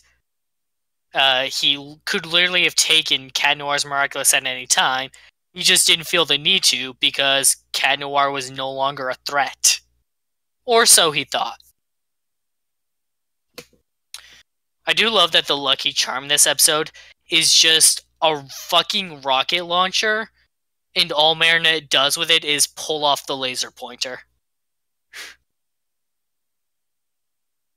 That I thought was funny. It's like this. Pacifism at its finest. Well, I mean, they're. And Chloe's just like, why are you throwing that part away? Pacifism at its finest. Well, I mean, they're French. Fair. Yeah. I like Yeah, whatever. bad joke about surrendering. Oh my god, seriously, like it's been like 50 years. Holy Still shit, funny. America. It is not funny. You know? Okay. I'm Hey, putting some this people fucking find shit humor straight. in other things, Right. and some The things that others reason don't. France surrendered, right? France had a defensive line, which at the time was basically the most fortified position on the stinking planet, with, you know, the most military force concentrated there, right? Therefore, the Germans, you know, sidestepped that and took over the damn country, right? And their thing is like, okay, right, how do we fight? Yeah, you fight it with fucking guerrilla warfare, which is what the damn French resistance did for the rest of the. That joke is so fucking old. Okay. My bad. But And yet we're both still laughing. I know, I can't help it. I get it. It's annoying and old. It's just stereotype's a stereotype for me. But the fact that the villain basically goes, "Hey, I can take this thing I'm supposed to be getting." Yeah, fuck it. Like, most of the villains have always had that somewhat disregard for what Hawkmoth wants them to do. It's usually not this blatant. And there are villains that take control of Cat Noir will at least utilize him. Like, he's gonna fight for me now, so we'll team up and take out Ladybug together. But with this one, Cat Noir is literally just acting like an actual cat. And Audrey, who is under, like, the hypnotized control, is just super into it.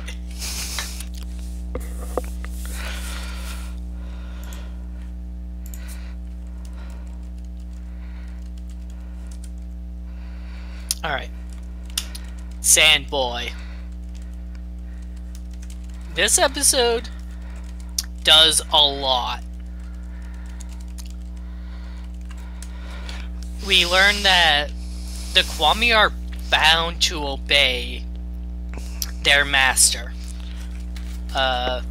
So Nuru can't actually run away and get help because Gabriel told him, "You're not allowed to leave my line of sight." Plague can go wherever the hell he wants because Adrian never put that kind of restriction on him. Because Adrian knows what it's like to be told you can't go anywhere. The Kwami have their own, like... Yeah, they have their own, like, little dimension inside the box where they interact with each other, and they like to see gifts from the outside world, because it's like, hey, what things do they have out there? and Roar the Tiger Kwame mistakes a marker for a paintbrush. Which actually isn't that unbelievable. Especially considering the fact that, like, if you think about it, depending on how long they've been in that box. Like, he's pretty much correct. It's just a modern paintbrush. You just don't have to dip it. I like the fact that, like, how it shows the differences in how the Kwamis are with their quote-unquote owners and how the owners are with the Kwami. Because, like you said, Gabriel is very much, no, you stay here. You're not getting more than, you know, X amount of feet away from me. I need you at my side at all time. Where Adrian is, do what you want, just be back here. Some shit happens. And from what I can gather, that was never a discussion with Tiki and Marinette. Marinette would let Tiki do whatever she wants, but Tiki, it's her own choice to stay with Marinette. Tiki takes her responsibility seriously in such a way that she wants to be by Marinette's side, and she actually likes it. It's like, and to the point where she's like, when they go to commune with Nuru for Nuru's birthday, she doesn't want to leave Marinette to do it, because her whole thing is, well, what if some shit happens? And some shit happens. And Marinette hears her out and gives her permission anyways. Whereas Plague didn't say anything to Adrian and effectively snuck out of his room at night. It shows, like, a good dynamic between how the characters are with stuff. Like, it shows Marinette being very understanding of what her what her friend really wants to do, despite her friend's in this case Tiki's reservation of leaving Marinette's side. And where Plague is more one of those, is like, I don't want to bother him with this, so I'm just gonna go do it anyways. The episode also gets into fear and the internal fears of the characters. Marinette, like, one of her big dreams is that she wants to get married and raise a family. And right now, Adrian is her big crush for achieving that. And her rival is Chloe. So, of course, her biggest fear is that her crush would rather be with her rival. Meanwhile, Adrian's big fear is isolation and being alone. But then when they transform into heroes, those fears shift into other things. It shows that, like, they do kind of become different people when they transform into heroes. Cat Noir is afraid that Ladybug isn't just going to reject him, she's going to hate him. Yeah, that was really well done. Especially, like, showing everybody's personality. You see, like, a little bit deeper into, like, all of their characters, like, starting from Plague to you know, like, Ladybug and Cat Noir and all that. The best moment is, like, who turned you into a sock when he goes to fight? That's so good. I also like the fact that this is, like, one of the few times where the villain of the week literally was just made and we never saw it happen. That was also an interesting one. Because he just was, poof, here he is. Also, this is just a kid who is unnamed that lives somewhere in Paris. Like, we learn... So the creators revealed that Nino actually has a brother. I thought that this was going to be Nino's brother, and it's not.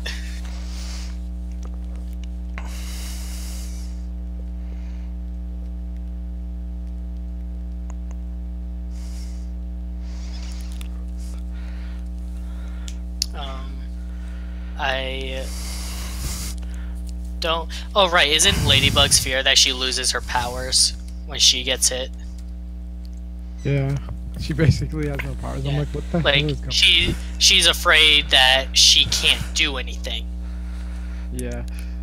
Also, holy shit! Like that weird, creepy Adrian from her nightmares is just the worst. Isn't that your master? No. Yeah, that was great. Like, props on Flag. He knows Adrian well enough to see a fake.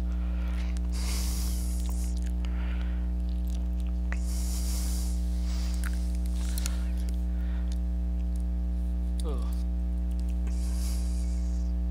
And then we catch up to the Season 2 finale, Catalyst and Mayura, where Hawkmoth creates Catalyst out of Natalie, a villain whose power is that she can enhance the powers of others. She then enhances Hawkmoth's own power so he can akumatize infinitely at the same time. Thus, he amasses his army together. And so Marinette gets the whole Sentai team together, and we have our 5 heroes taking on the army.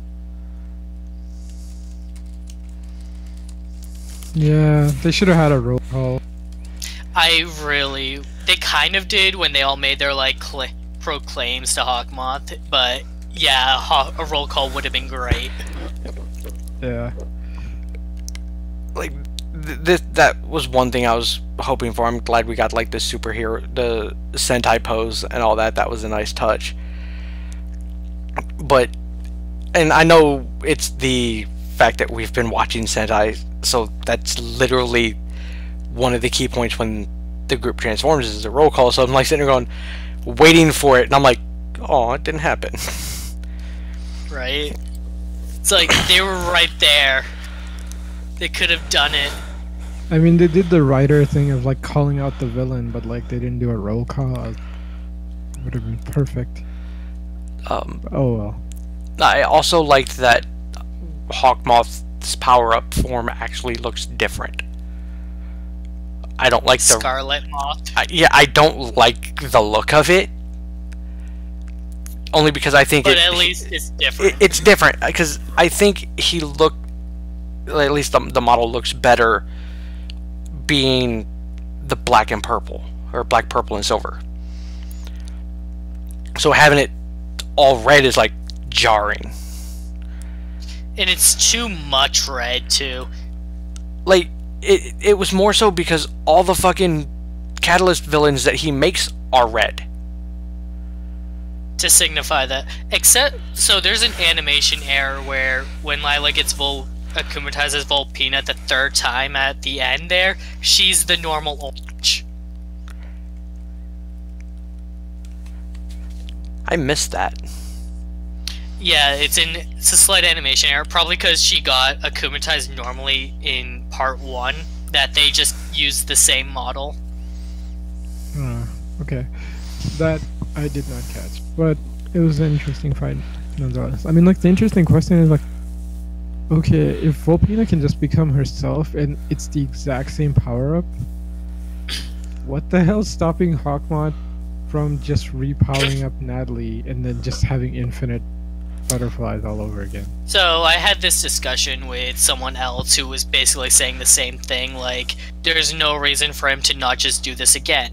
My argument is that it failed. There's a reason it failed. He needs to reevaluate, reconsider.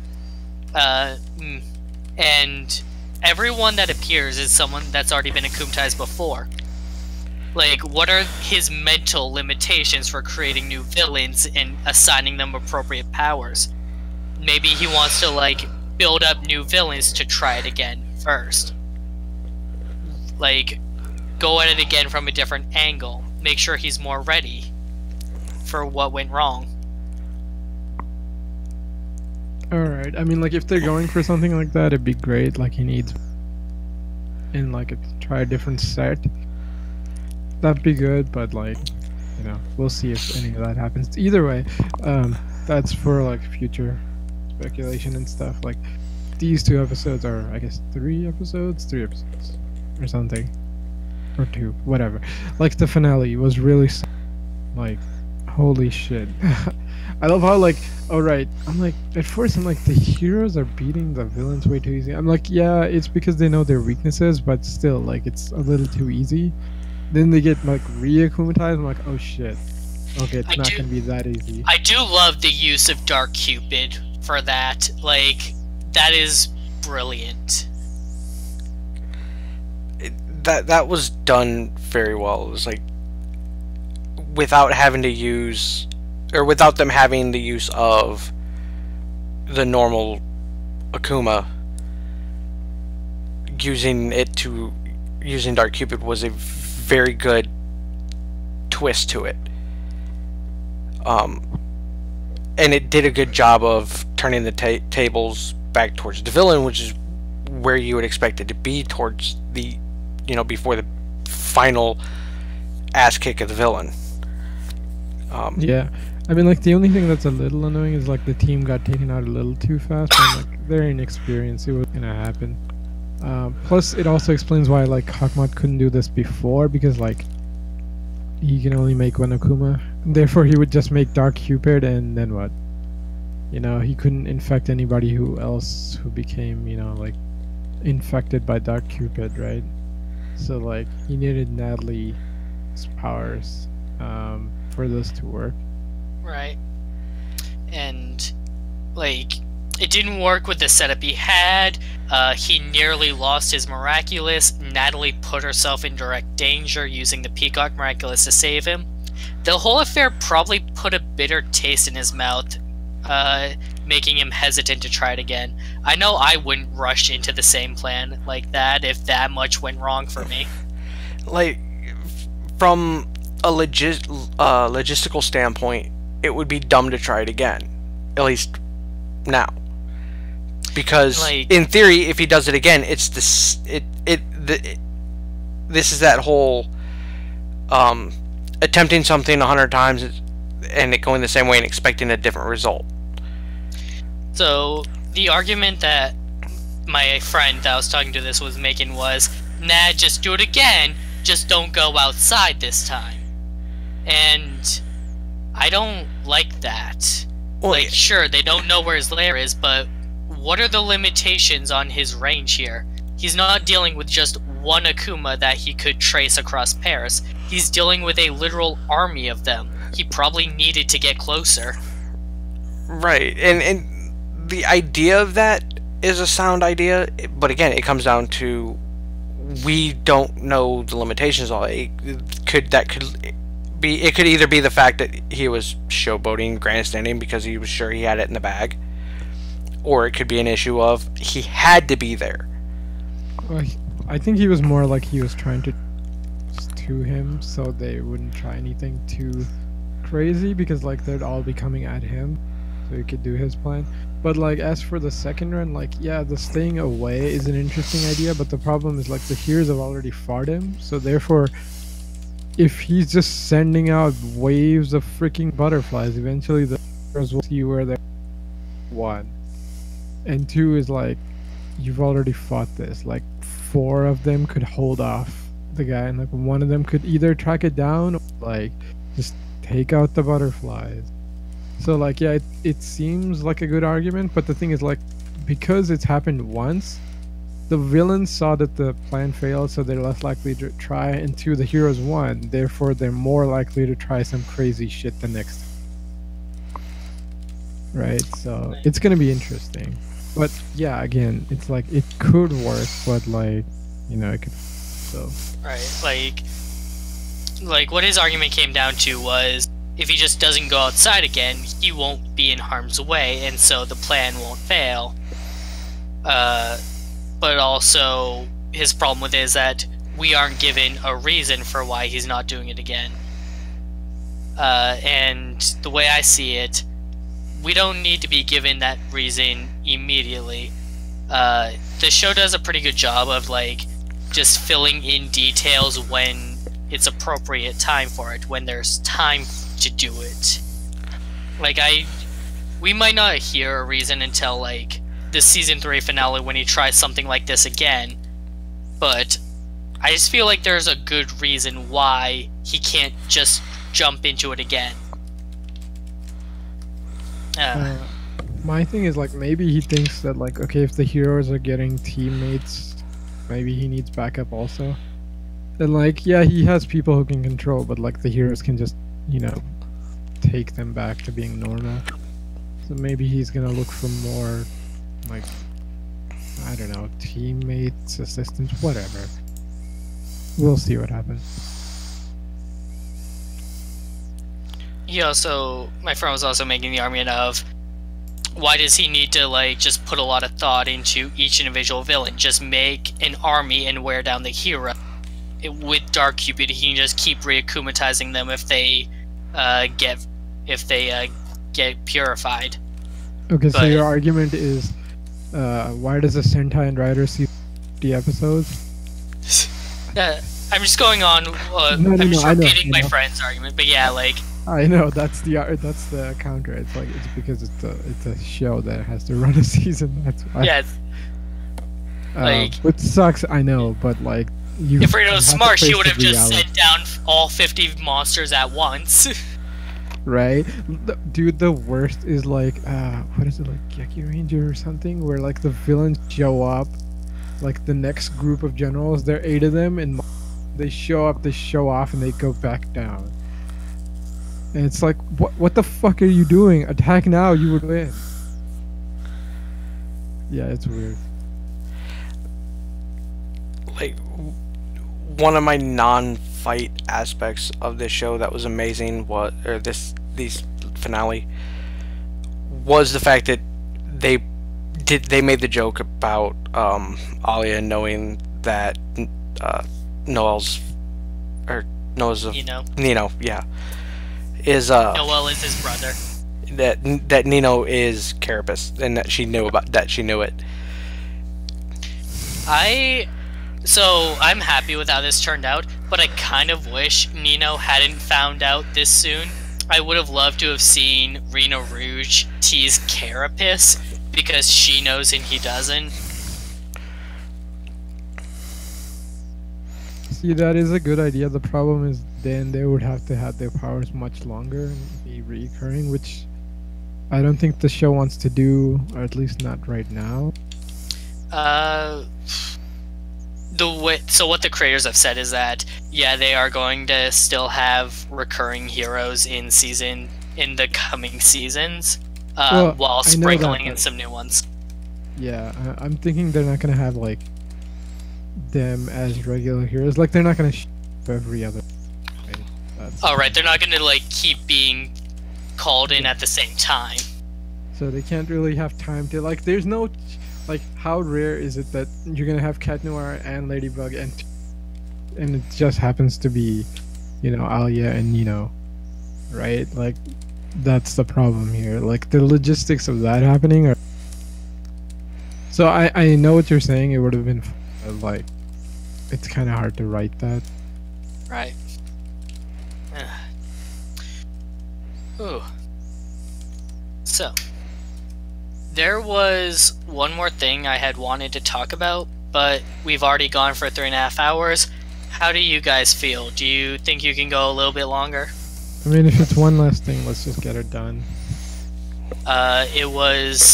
So we know that, like, we have 12 more Miraculous remaining that are untouched. New heroes are coming. There are 9 classmates without Miraculous, leaving 3 slots open. And for those 3 slots, I would say Luca, Kagami, and Mark are candidates to fill that in.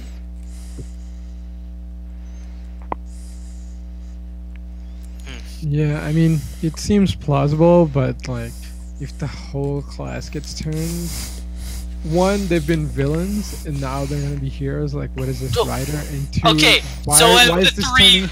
so of the 3 that we got in, right? Like, Chloe twice. I know, exactly, right? Like, what is this, My Hero Academia? Yes. Oh my god, it's freaking great. Yeah, as for the others, like yeah, Luca and Kagami, like maybe hold off the third one for like a mystery card. Maybe. I don't think Lila is getting one. I think she's going to stay like that villain character that doesn't have any there's no special way. powers. Fuck her. She doesn't need her. Yeah, that kid's messed up. I don't. Yeah. we Where don't has have she to think- been all of season 2?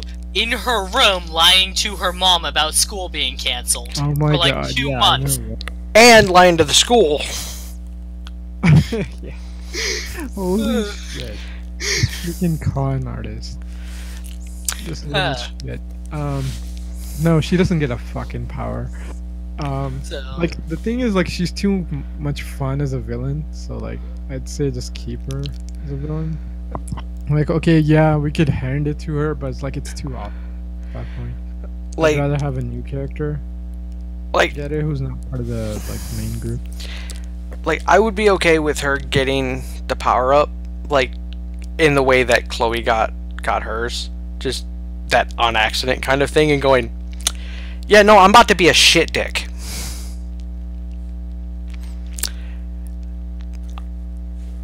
I found this.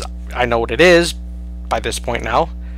So I'm just gonna wreck everybody's day now. And have her, like, basically be like a general for Hawkmoth. That would be interesting. The problem is like we've already done that with her character, so it'd be basically just doing it for a third time. Like, yeah, it'd be cool if we with the general thing, but like it's a little too obvious. I mean, who knows, man? There's like 12 of these fucking things. It could still happen. Not everybody in the class needs to get one. They can give one to but Robustus. then who wants to be that one that didn't? I don't think they're giving one to the robot. I know he has emotions, and I said that that's really all you need, but I really don't think they're giving one to him. 'Cause, like, flashback this clip in like 5 years when I'm proven wrong. Okay. Yeah, and then I was like, oh right, no, he's gonna get it, and he's gonna be the best character. Balance. He's actually going to be the first one that's allowed to keep it. Oh god. He's gonna be Ultron and Balance.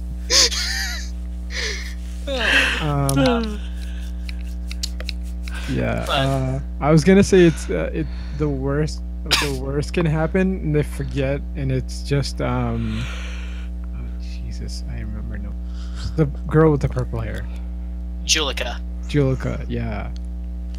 She gets forgotten. I'm like, ah, you bastards. Oh, that's what our entire Akuma episode was about, though. Like, I would be okay with that if it went a different direction. Like, they gave it to her and then they just forgot to get it back. Oh, Because everybody was celebrating and she just walked away. Oh, that would be pretty strong.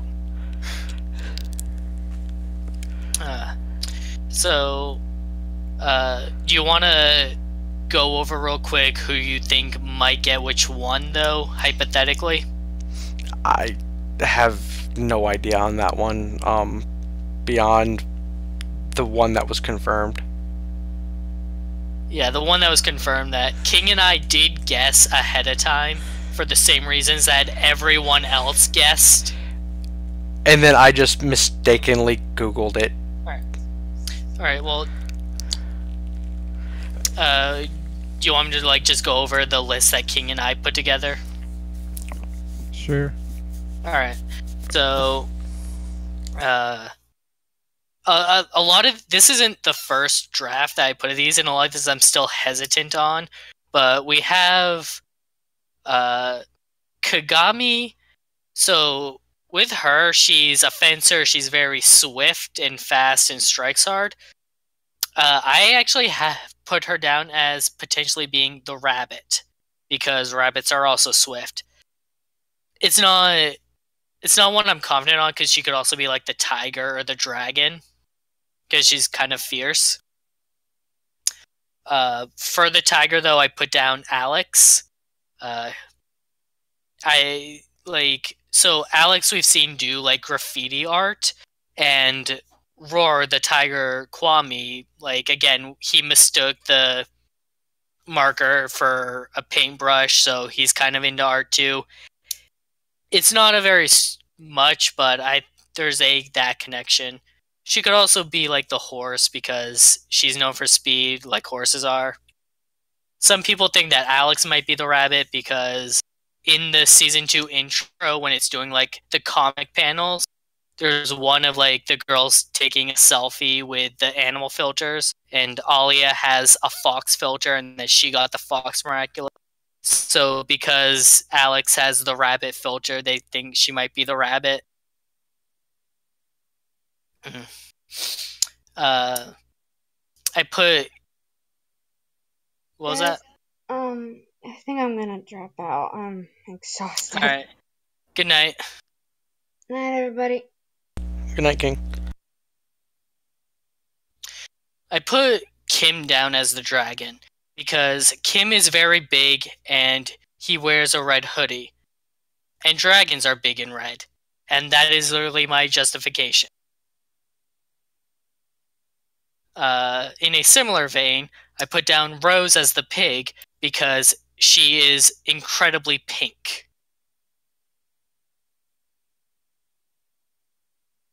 I put down Sabrina as the dog because dogs are known for being loyal, and Sabrina is nothing but loyal to Chloe.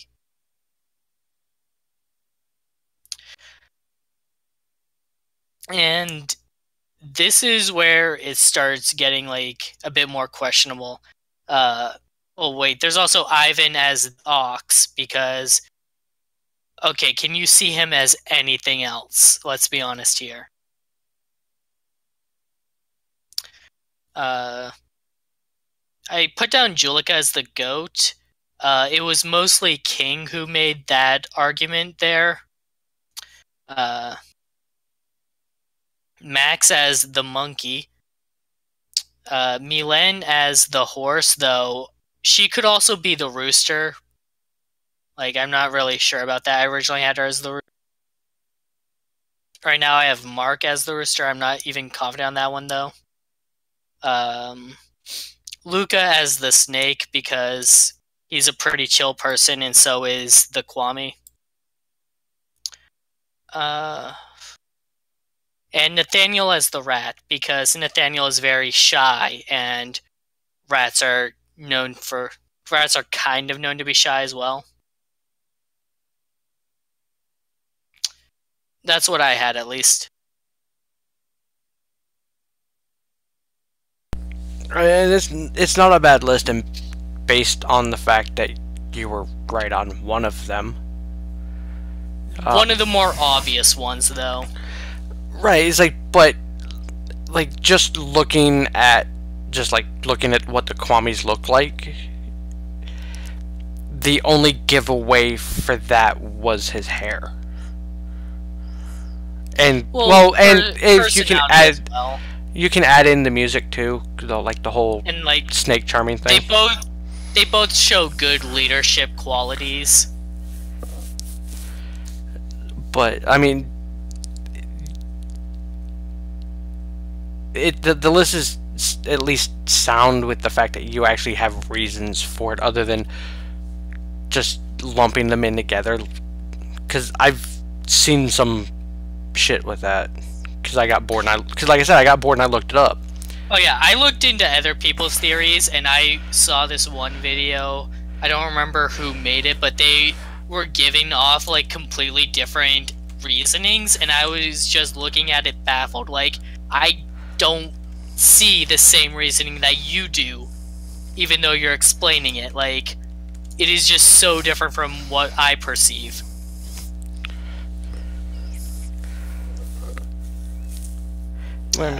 Which it's one of those like I get that kind of things, like, but there are some that you're just sitting there like, are you fucking insane? Like, there's only like a few on my list that I am definitively like, that has to be right. I am so confident on that one. While there's others that are like, I really don't know if this is correct. This is just kind of leftovers. Yeah, I mean, like, I have no idea who anybody could be, because, like, at this point, like, it could be on personality, it could be on body type, it could be whatever the hell's left over. It's like 12 characters.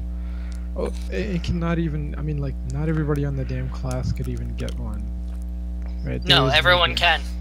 Oh, I know, but like, realistically, like, the show runners could decide to do whatever the hell they want. Right. So, like, it's too hard to guess. So, like, I don't really have any guess. I mean, yours seem well enough in line. Like, I mean, I would be shocked. I would be happy just to get half of them right. Yeah, I was gonna say maybe Kwame, Fencer girl, what's her name? Kagami. There you go. Thank God, my brain's not working.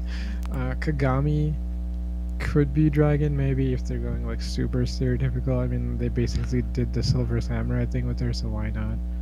Yeah, I just can't see Kim as anyone other than the dragon.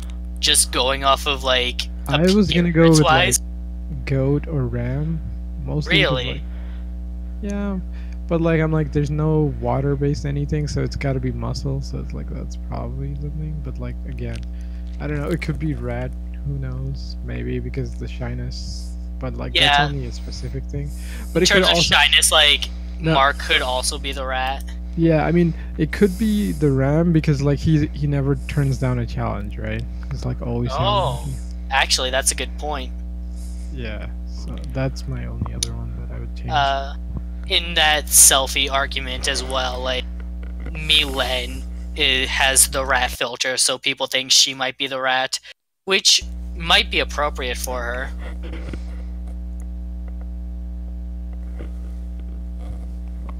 I don't know. We'll see. Yeah. Overall, I guess like feature-wise, like I haven't seen any of season 3. I know that like at least 2 episodes are out. So yeah, the first 2 episodes are out. Yeah, so I can't really guess on what's going on. But it would be more like I'm more interested if we introduce any other villains who are not like just pure akumatized ones. Like, does this turn more comic booky and we get like more tech-based guys or whatever? That'd be cool. Do you want to know a little thing from season 3?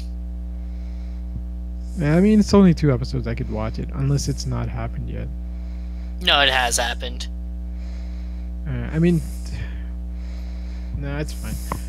Okay. Like, it's not that like I wouldn't want, but it's like we're doing a thing on season 2, so we don't want to spoil people who are going into season 3. So I guess we could put a spoiler warning if you really want to say it. Well, yeah, okay, so we're gonna wrap up after this anyway, so spoiler warning, you can tap out here. Yeah, 3, 2, 1, spoilers. So, in the first episode, season 3, Lila returns to the class as a student, and everyone is wrapped around her finger except Marinette and Adrian. And when Marinette just calls her out on it in the girls' bathroom, Lila decides to just become her rival and is like, I'm gonna make your life hell and I'm gonna steal Adrian from you. Oh, that's awful. She's just a new Chloe now? That's fucking shit. And you then... know what the worst part is? That means she's gonna fucking get a Miraculous now. No. So in that same episode, she actively lets herself get akumatized by Hawkmoth. Again? With a new set of powers, though. Oh, what the okay. Alright. I guess she's just gonna be a recurring villain? That's... Yeah, she's basically the non-superpowered, like, normal girl villain who will occasionally... like, that's not the last time she's getting akumatized, I'm sure. She's probably getting him, like, 2 more times this season. Yeah, I would be okay with this had they, like, been like, oh, it's the next year or whatever. Fucking at least even in Sailor Moon, they go up years each season or something. then I'm like, okay, it's a new class. We could get some new people and some returning ones. It would have been interesting. If we're just gonna keep doing the same shit over and over, it's gonna get annoying. Well, Hmm. this I mean, is what it's gonna be for 5 seasons. It's for 5 seasons. The creators stated that they have plans for up to 5 seasons. There's also Well- going to be a movie. Well, that's fine. I mean, hopefully it's a good 5 seasons and not like, oh, we're just gonna have to look ourselves over to the 5. Or hopefully it doesn't supernatural where it's like, oh yes, this show definitely wrapped up in season 5. Why is it still going to season 14? What is going on? Oh, Jesus, Supernatural's such a mess. Like, my big thing that I'm hoping for is, like, especially if this is going to go through 5 seasons, is that shit changes, which we have, with the end of season 2, we're at the precipice of having a decent change when it comes to the villains. It's just how much it'll affect what's going on. Because I get he doesn't want her to use it anymore. But again, what are the odds that she won't? And then it just comes out. Then it comes down to, well, how frequent will it be, to where will that get old, or will it just fall back into the same old thing we've been getting, and then just she pops up randomly and does it? I think it's going to be that she'll pop up randomly and do it, and so that when she does show up, it'll be a special thing that'll add a bit of weight to the episode. Because while Hawkmoth specifically looks for people with high amounts of anger, stress, and frustration, the one time she targeted Hawkmoth, it was out of despair and sorrow. So it's like I'm just worried that it'll get samey. I mean, to be fair, we've had like one villain, and we managed to make 2 seasons work out. So like adding another one, yeah, like adding Mayura as another Miraculous holding villain and adding a new rival in the classroom is meant to like make the show fresher and not samey. Right. So it would actually be pretty sad if the show grew stale because of this. Like I'm okay with like the changes. Like I'm just worried that, like, with 5 seasons, it just literally being 3 more seasons of this. Going against Hawkmoth? Oh, yeah, it probably is, to be honest. Like, I'm okay with Hawkmoth being the villain until the end. I'm fine with that. It's just, as far as we can see, there's only so much there. What I feel needs to happen is that the reveal can't be the very last thing that happens. Like, I can understand that it would be a lot more emotional if you saved the reveal for, like, the grand finale, but they'll have a lot more to play off of if they do the reveal sooner. And so I'm expecting the reveal to be, like, part of the season 3 finale. Yeah, that's what I was thinking. I'm like, Hawkmoth's got maybe 3 seasons, unless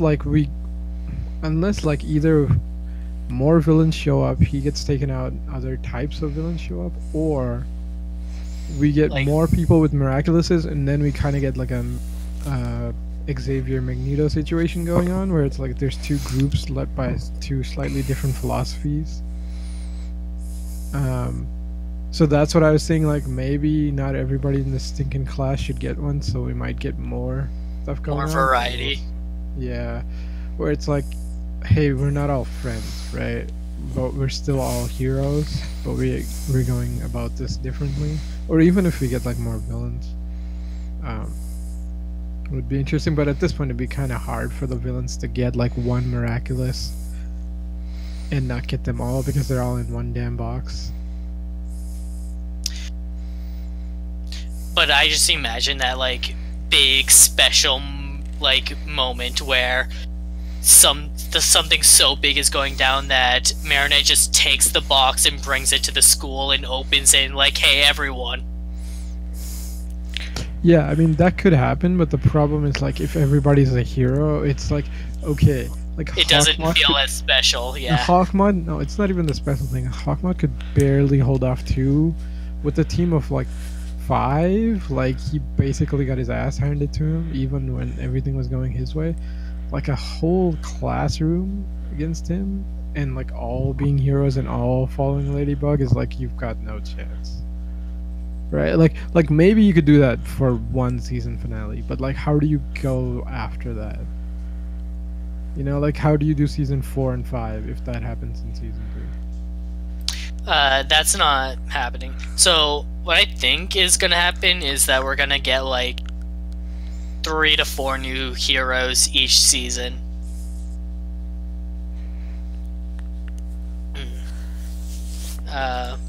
But We already- even so, without adding in more villains, it makes that dumb. At least to me, it's like because like Zero says, like with 5 they already ran they over could Hawkmoth. already, right? They could just win. So if you're gonna up the heroes, you have to up the villains accordingly. And Mayura alone isn't going. I mean, she could if they're playing a really long game with her, but like, yeah, again, like unless she's there like literally every episode and they're both teaming up and doing something insane, or like some insane long con, like it's not gonna amount to much. And the worst part is like Hawkmoth almost found them out, right? Like here's the problem: like having 2 villains fighting Cat Noir and Ladybug. Cat Noir and Ladybug lose, but having Cat Noir and Ladybug and friends, the villains lose. So it's like, as fun as this show is, like it's walk a really fine line because it's so hard. I mean, it's so easy to freaking like, throw this power scale out the window. But yeah, this is just why all the extra heroes are temporary heroes. Right, like, because without more villains, if the heroes keep losing and keep gaining allies, like the heroes are just depowering themselves. Right? And that's super annoying. Like, I could tell you another spoiler thing that would happen, but I'm not going to, but like, it's also going to be game changing in the hero's favor, and the villains are going to need to like keep stepping it up to compete. Yeah, I mean, I think that's enough spoilers for tonight. Let's try to wrap this up. Like, almost 4 hours. Thanks for joining us tonight, everybody, if you lasted this long. Yeah, if you lasted almost 4 hours for this, we appreciate it. I mean, actually, it's probably 4 hours. I came. Yeah, it's basically 4 hours. 3 hours and 49 minutes. It says 3 hours 56 on mine. I'm going off the YouTube counter. Okay, cool. As it's counting down, or counting up, I should say. Yeah, that's fine. Anyway, thanks everyone for joining us. Thanks for sticking through this long ass podcast. But yeah, we'll catch you next time. Thank you all for listening. We'll be back Tuesday and Wednesday for our normal scheduled podcasts that are normal size as well. Thank you all for listening. See you next time.